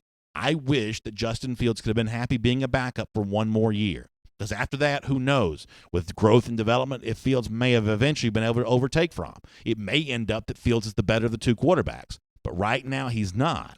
Right now, he's not better than Trevor Lawrence. I mean, the recruiting services had flip-flopped back on those two by the end of the cycle. Remember, for a while, Justin Fields emerged as the number 1 player in the country. But by the time the recruiting cycle ended, and there's no real bias here between Clemson and Georgia, I'm assuming that both those fan bases have a lot of subscribers on those national recruiting websites. This is more about honest evaluation. By the time the recruiting cycle ended, they flipped back to Lawrence as the number 1 quarterback in the country anyway, because the overall body of the work had just been better. Lee England says for the last 15 years, 10 of the national championship winning quarterbacks have been dual threat quarterbacks. So if Lee, if you want to say that Georgia needs to gravitate more towards a dual threat quarterback, that's a valid opinion to have. I don't necessarily feel that strongly about that one way or another. I think a mobile quarterback is certainly a valuable asset in college football. I think a quarterback to lead the offense is more valuable than that. Any specific criteria you want to establish in a quarterback. But I'm not going to sit here and tell you that having some nature of dual threat ability is not a valuable asset. College football has proven that to be the case. I can also point to a lion's share of dual threat quarterbacks playing in the Birmingham Bowl too. But I understand where you're coming from. Daniel Holt says, "Are we going to run up against Fields and Ohio State in the playoffs the next few years?" Listen, we just came off an era when people are always speculating about what would happen if Georgia played Mark Richt in some bowl game. Georgia versus Mark Richt at Miami in a bowl game seems like Vacation Bible School in comparison to what it would be like if Jake Fromm at Georgia played Justin Fields at Ohio State in the college football playoff. I have no idea what that would be like. Greg Broughton. Can I do you one better? Please. What if Georgia plays Washington in the semifinals, led by Jacob Eason, and then Justin Fields in the finals? Yeah, let's not forget, it wasn't that long ago that Jacob Eason was also at Georgia. That seems like you might as well be talking about Fran Tarkenton, but it wasn't that long ago, less than 2 years ago, that Jacob Eason was thought to be the Georgia starter, and he'll be starting at Washington next year almost for sure. You could see all three of those in the college football playoff, as kind of brings to the table. Johnson Michael says Fromm is a quarterback who got the job due to injury. And then he led Georgia to the national championship game. Y'all, some of you are so in the tank for, and I'm just going to be honest here. Some of y'all are so in the tank for Fields, you are essentially making up stuff about Jake Fromm or choosing to completely disregard the stuff. I can't help you. If you only like Georgia because of Justin Fields, then you got to go to Columbus too. I don't know what else to tell you about that. I don't. But somebody needs to be honest with you, and I'm going to be. Kenneth Wiggins on the subject of, promising playing time and things like that says Fields lied to himself. He said, I'm coming to compete. Yeah, listen, if you want to start getting into proven untrue statements, we can go down that line. Some of the stuff that the Fields camp said, in the summer before Fields' senior year about being okay as a redshirt freshman and stuff like that. There was a lot of statements right now that don't seem to check out with reality. Somebody asked about John Rice Plumlee as well. At this point in time, it seems like Georgia, and Jeff Sintel could speak to this better than I could, but it seems like Georgia has cast its lot with guys like Dwan Mathis and Stetson Bennett, and it seems like John Rice Plumlee is ripe for the taking just based on the overall scholarship numbers for Georgia. It may be that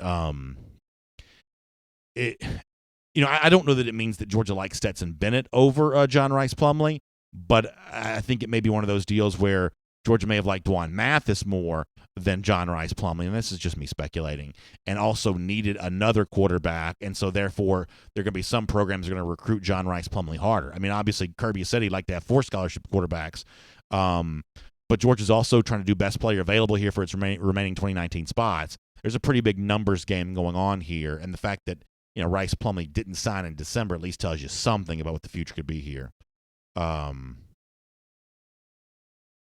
Greg Young says a lot of stuff behind closed doors. Something is missing on this. Fields is a talented player. Listen, I'm sure there's a lot of stuff that went on that that nobody knows. But both sides are going to have an agenda in a situation like this. The program has an agenda of trying to create the biggest, deepest roster it can. The players got the agenda of trying to put forth at DawgNation.com that, hey, we're just coming here to compete. We're just coming here to we've done some research. We'd be okay with a redshirt year. Listen, there's a lot of disparity sometimes in public-private behavior. A lot of that. And if you actually want to go and hear from Georgia's quarterback Dwan Mathis, if you scroll back on the DawgNation Facebook page, DawgNation's Mike Griffith was actually in Michigan last night talking to Mathis. So that's up on the site right now? That is up on the DawgNation Facebook page. So if you're looking for the next generation of Georgia quarterback, Dwan Mathis is that, a player that ironically Georgia flips from Ohio State. Mike Griffith, you know, talk about hard work here, getting on that plane, going up there to Michigan to see Mathis. That's at DawgNation.com. And we can do you can do that and tell more about that right now. So pretty good stuff there on that. Let me go back over to YouTube here for a little bit. And Joseph Kennedy says, this is exactly why I'm glad that Fields is gone. Jake Fromm has earned a better take from Georgia fans than this. So that's a pretty big statement, Joseph. I would have hoped that appreciation of Fromm wouldn't require Fields not being here. I mean, I guess I'm just so Pollyanna-ish that my assumption would be that Georgia fans would like all good players at Georgia. Fromm's a good player. Fields is likely to be a good player, and that Georgia fans could be happy having multiple good players. I hope it doesn't take Fields being gone to have somebody appreciate Jake Fromm. But I would also remind you that sometimes comment sections are not necessarily reflective of the overall opinion of DawgNation. There are certainly some people that we've heard from today that are not giving Jake Fromm a fair shake, but I don't think that's reflective of the larger audience right now. Because remember, like 90% of the people, 95% of the people who watch the show never comment. They don't ever comment at all. The podcast audience, for instance, nobody on that show even has the opportunity to comment. So when it comes to the overall audience of DawgNation Daily, the overwhelming majority of the people don't comment at all. So I don't I don't think the people who behave negatively towards Fromm are representative of the larger fan base. Let me get a few more. Terry Deloach says, love to have good players, but don't need controversy. Terry, that's one of the reasons why, you have to ask the question of, knowing what we know now, did Kirby make a mistake when he even brought Justin Fields in? Because just to be completely honest, when a coach like Kirby fakes a punt in the SEC championship game, it's easy to say, oh, well, that's an inexperienced coach making an inexperienced decision. 5 years from now, he probably would have done that differently. Or when, some of the stuff in the 2016 season, the weird play call at the end of the Vanderbilt game, for instance. Kirby's not the play caller, but you get the overall tone here of, are there things that Kirby Smart's doing, some of the ways he handles timeouts, the end of the Florida game at the first half, for instance. There's some things in which Kirby Smart does these things, and some certain people will say that's an inexperienced coach making a decision on the basis of inexperience. If we acknowledge the premise that is true for on-field decisions, then that is also true for every decision a coach might make. How he relates to boosters and donors, how he relates to recruits, ultimately who he chooses to bring on the roster. I hate to say it like this, but you have to wonder. Apparently Alabama would have brought in Justin Fields because they hosted him for an official visit. But would a more experienced coach like Nick Saban have known better than potentially bringing in a powder keg situation like Fields on the roster? Would he have just known better than that? Obviously, you'd love to have as many good quarterbacks as you can, but if you have intel that a guy is only going to be happy if he's starting, then you do put your locker room at risk because of that. You just do. And quarterbacks, as I said before, have a gravitational pull differently than almost any other position. I don't know that you could ever get Kirby Smart to be honest about this. He may tell Holly Rowe one thing and tell the rest of the reporting gaggle something different on this subject too. But, knowing what you know, would you have done something different with Justin Fields here? I think that's a question that probably needs to be asked at some point in time.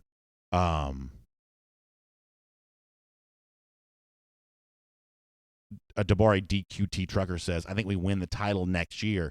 Fromm leaves and Fields looks stupid for leaving because the 2020 team will be deadly. So, listen, as we referenced before, you're already starting to see some of these top 25 rankings come out for next season, and no one's seemingly downgrading Georgia because of the likely absence of Justin Fields, and most of the national media has known for a while that Fields is probably not going to be here. So, yeah, in terms of Georgia's chance of winning a national championship in 2019 or 2020, I think it remains very high here. I think, to me, Justin Fields was always about, the idea of creating, and I hate to even use this word because it seems so arrogant given the fact that Georgia's fallen short now 2 years in a row, but the idea of trying to build a dynasty, right? A continual run of success is about passing the baton from one quarterback to the next. That's, to me, is what always Justin Fields has kind of been about. It's about Jake Fromm starting something that Justin Fields would eventually continue or eventually beat out Justin Fields. Because the truth is, I'll make sure I say this. as good as I think Fromm is right now, over the course of the next 2 years, I do not think it's a given that Fromm would necessarily hold off Justin Fields. I don't. If Fields were to stay on this team for 2019 and 2020, there's a chance by the end of the 2020 season, Justin Fields might be Georgia's starting quarterback. There is a chance of that. I don't believe these competitions are static. As experience is granted to both guys, it changes the nature of the performance. So it's not just about Justin Fields waiting till the 1 year in which Fromm wouldn't be here anymore. It's about waiting long enough to prove that you're better. The idea of multiple national championships would have been certainly easier with both Fromm and Fields. But in the notion of Georgia as a national championship contender right now for 2019 season, or as the commenter mentions 2020, that doesn't change because Justin Fields is not here. It doesn't. Tram Dickerson says, I don't hate anybody, just love UGA too much. And I've been trusting Kirby before I knew who Fields was. Tram, that's very well said. We appreciate you saying that way. Jay Parker says, I hope Jason, Justin, and Jake are all first round. Who's Jason? I think it means Jacob. Okay, I'm sorry. Yeah, that may be what it is. Yeah. I hope they're all first round picks. Yeah, I hope they are too. Mr. Farrell asked about George Pickens. I didn't take Pickens' words at DawgNation the other day to be any kind of like strong validation that he's, on the doorstep of a flip to UGA. I didn't. I think this is one of those deals where a guy like George Pickens is a two-step process. First of all, you've got to get him to flip. You got to get him to decommit from Auburn. I think there's a chance that might happen. But if it does, I think LSU is a huge threat there. So the first step in this process might be to eliminate Auburn and turn this into a 50-50 battle between Georgia and LSU. But at that point in time, that's going to be pretty difficult. And if LSU does get Pickens, then once again, that's pretty good recruiting from Orgeron, a guy who I had some real questions about there in that regard. Georgia Peach says Jake Fromm's QBR is second in the SEC behind Tua Tagovailoa. Yeah, by almost any estimation, Jake Fromm has had just a sterling, dazzling career thus far. I mean, it just is. Now, and I know Connor wrote about this morning at DawgNation.com, and I've said this before too. What you need from Jake Fromm moving forward is you can't disappear the way that you did against LSU. You can't disappear the way that you did against Texas. Now, as we said, full context, Fromm also had some drops, gets the Longhorns as well. But you can't have these games where, for whatever reason, just had a bad game. You can't have that. You may not always play as close to perfect as Fromm seemed to play against Florida, but you can't play as imperfectly as Fromm seemed to against LSU. He maybe needs to be a little more consistent. That's a fine criticism. That's a fine thing to say. But if you look at the overall total body of work, statistically speaking, you have a hard time finding anyone, more than you can count on, just these small handful of fingers here who've outperformed Jake Fromm. Justin Dinkins says Fields saw that massive class we had last year, wanted to come, but he should have went to Penn State, especially the way that McSorley played this year. Here's the thing on that, Justin, and this is why this is a complicated situation for Kirby Smart. You say that Fields saw Georgia building a massive class and wanted to be a part of it.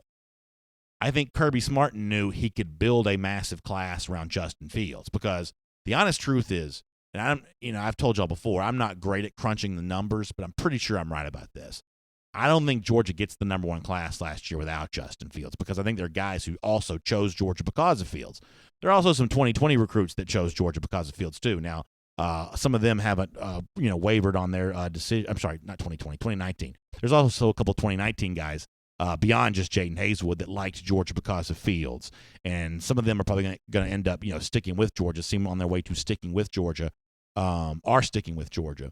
But, Georgia got extra recruits because of Fields. And ultimately, for Kirby, I think, and this is just obvious speculation on my part, I think he liked the aura of Fields as much as he liked Justin Fields. I do think that he respected Fields' ability as a quarterback.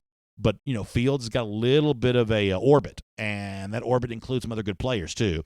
And I think that Kirby really liked that.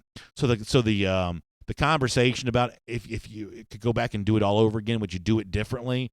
That's a complicated conversation because Georgia got some players because Fields also came. AM Fitness says Justin Fields will not see the field in 2019. yeah, I mean, he's obviously going to have to fight that hardship deal, and that's going to be a pretty complicated situation.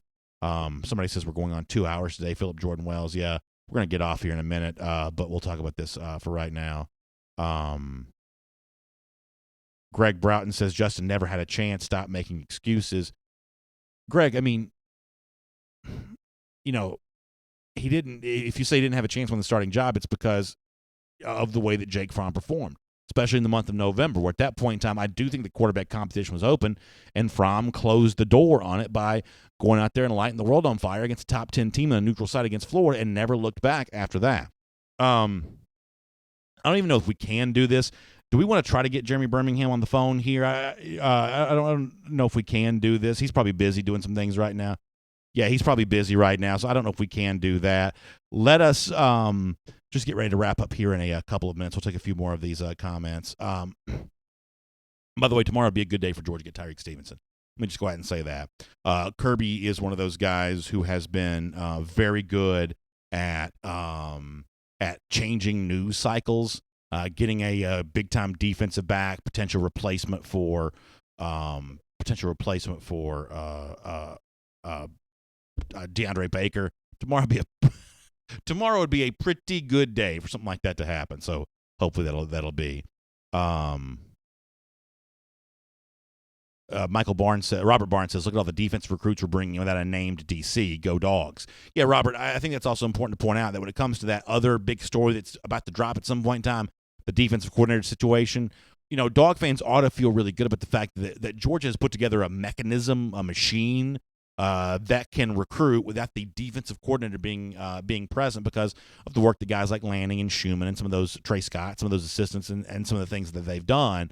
It's why one of those names could very well end up being the defensive coordinator at Georgia next season, just because of how well Georgia recruits there.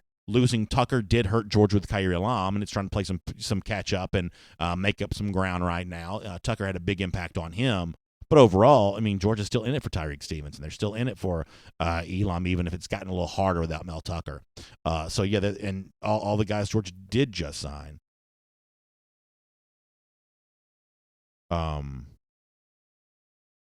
Kevin Brown says Fromm will be an all-time best at UGA. Could very well be. Vincent Scott says, you always seem to blame the player for wanting to play. He's a 5-star. He wants to play, and if you want to be honest, he really didn't have the chance to show what he could do. But in the LSU game and the Sugar Bowl game, he should have gotten in there. Well, first of all, you got to take the Sugar Bowl out of this conversation because Georgia already knew Fields was leaving. That was Tuesday night. The game ended Wednesday morning. It's Friday. Fields already in Columbus. Fields was not for all intents and purposes, an eligible player for Georgia because he was already, assuming these reports turn out to be true, he was already, a part of the Ohio State roster here. So the Sugar Bowl doesn't count in this. What does count is the LSU game is a fine thing to bring up.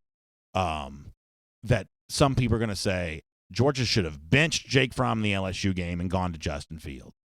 What Kirby Smart chose to say right there, in the event of a game in which things were going terribly for Georgia, they were not going to turn their back on Fromm in that moment because of the track record that Fromm had established. Fromm had established a track record up to that point, and Kirby Smart said Fromm has earned the right to end this game as the quarterback. At that point in time, I do think there was let's see what happens going on from here, and Fromm played dramatically better the rest of the season. As far as he was never giving a chance, as I said yesterday, this is not Little League left field. Not everybody gets an orange slice at the end of the game, and not everybody gets a turn. Justin Fields would have gotten his turn had Jake Fromm faltered, and Fromm didn't. He had a bad game, and he bounced back from that. And that's the way that it works at the highest level of college football. Philip Sharp says Fields showed out in UMass game. Should have been 3 passing touchdowns and 100 yards rushing. Yes, he played very well against the Minutemen. He did indeed play really well against UMass and its defense. Ranked, whatever it was ranked. Kevin Brown says that there's a reason Eason and Fields are gone. I'm assuming he means because of the presence of Jake Fromm. Frank Watt says, BA, we are a national championship caliber team with Fields or not. Let's wish Justin well, but get back to the business of capturing our second national title this year. I totally agree with that.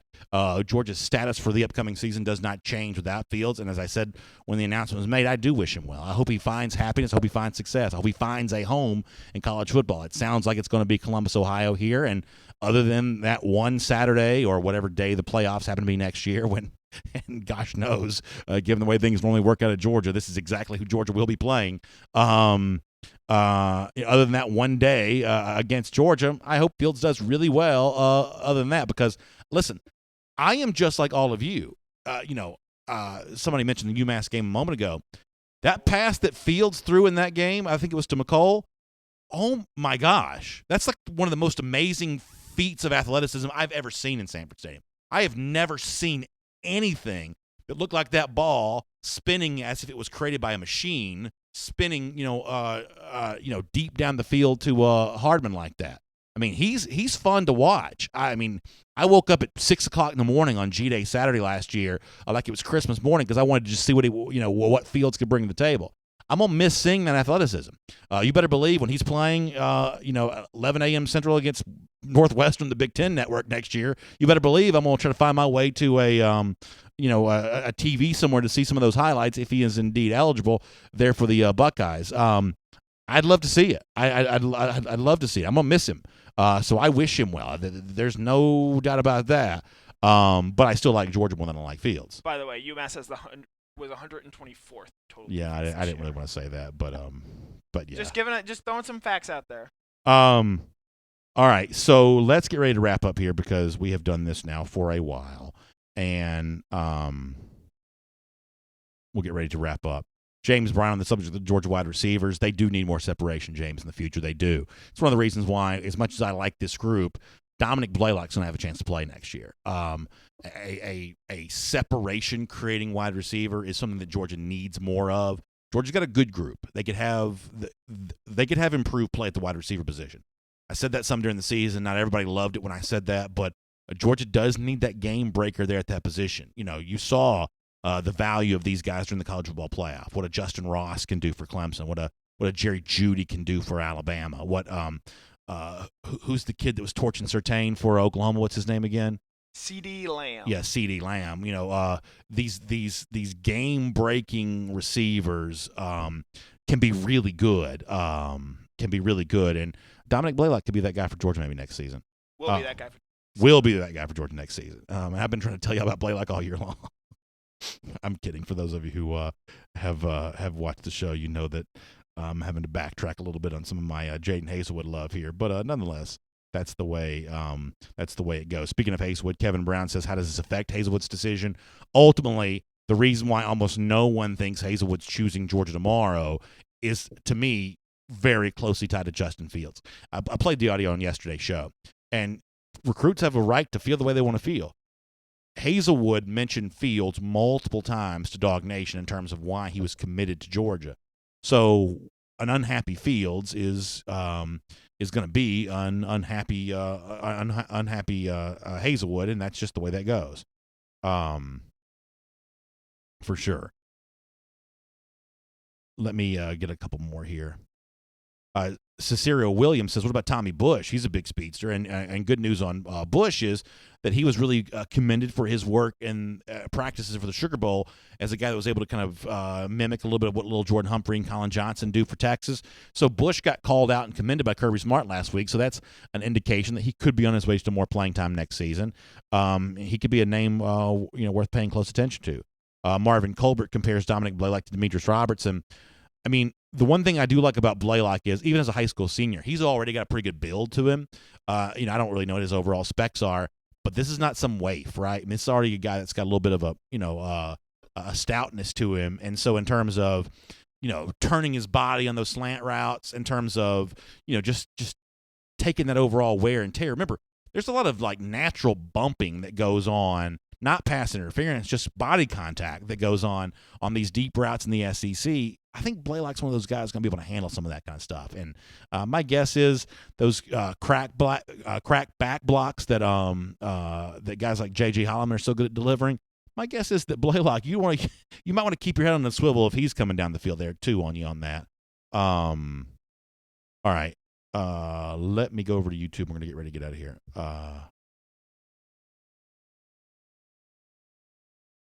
Somebody says, Justin Dingen says the Chaney play calling is either on point or frustrating.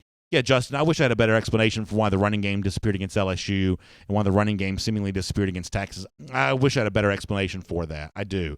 But, and you kind of reference, other than those games, it seems like it was kind of on point, and I kind of agree with that too. Josh Collins says, why does Chaney get a free pass? So, Josh, I don't know that Chaney does get a free pass in all of this. I mean, based on the reaction from many of our commenters and many UGA fans, they're very dissatisfied with Chaney. I think the bigger picture, though, is ultimately the dissatisfaction of fans is not enough to put his job in jeopardy because of how overall successful the Georgia offense has been.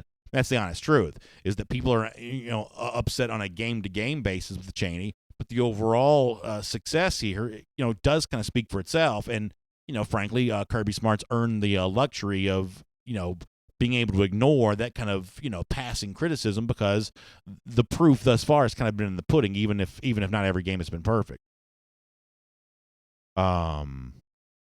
Crystal Day says, this is a good, we'll make this our last comment. Crystal, thanks for the comment. Does this hurt Georgian recruiting? Here's the honest truth.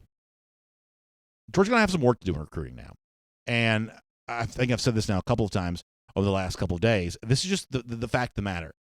Whether you're team from or team Fields for Georgia on the field for 2019, the fact of the matter is that Fields did allow Georgia to cultivate a certain kind of brand on the recruiting trail.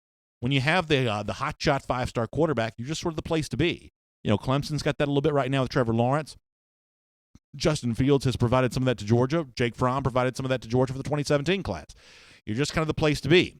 And when you're not there anymore, you do have to come up with sort of a new reason to be the place to be.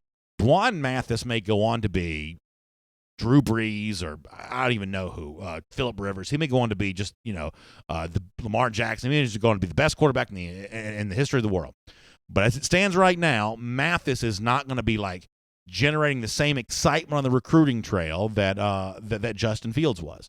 So for a lot of these 2020 names, including a 5-star running back like Kendall Milton that tweeted about Fields this week, Georgia does have to rebuild that a little bit. So I'm not going to come over here and sort of sugarcoat this and just sort of, shake pom-poms and say, Georgia's going to be 100% fine, nothing to worry about with Fields going.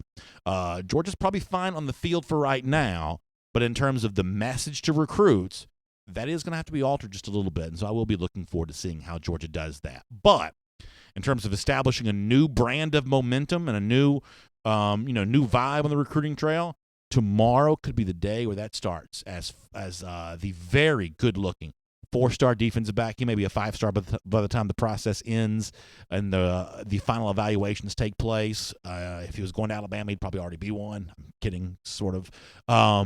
Tyreek Stevenson will make his announcement in San Antonio tomorrow, and that could be the big news that Georgia needs to kind of reboot this news cycle.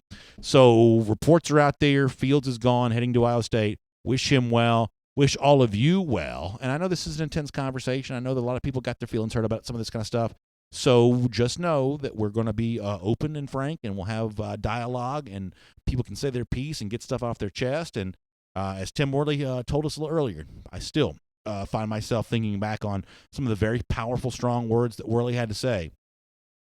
There are better days to come for Georgia football, and there's a focus and an intensity that will return to this program. And the lessons of the past will be learned one way or another.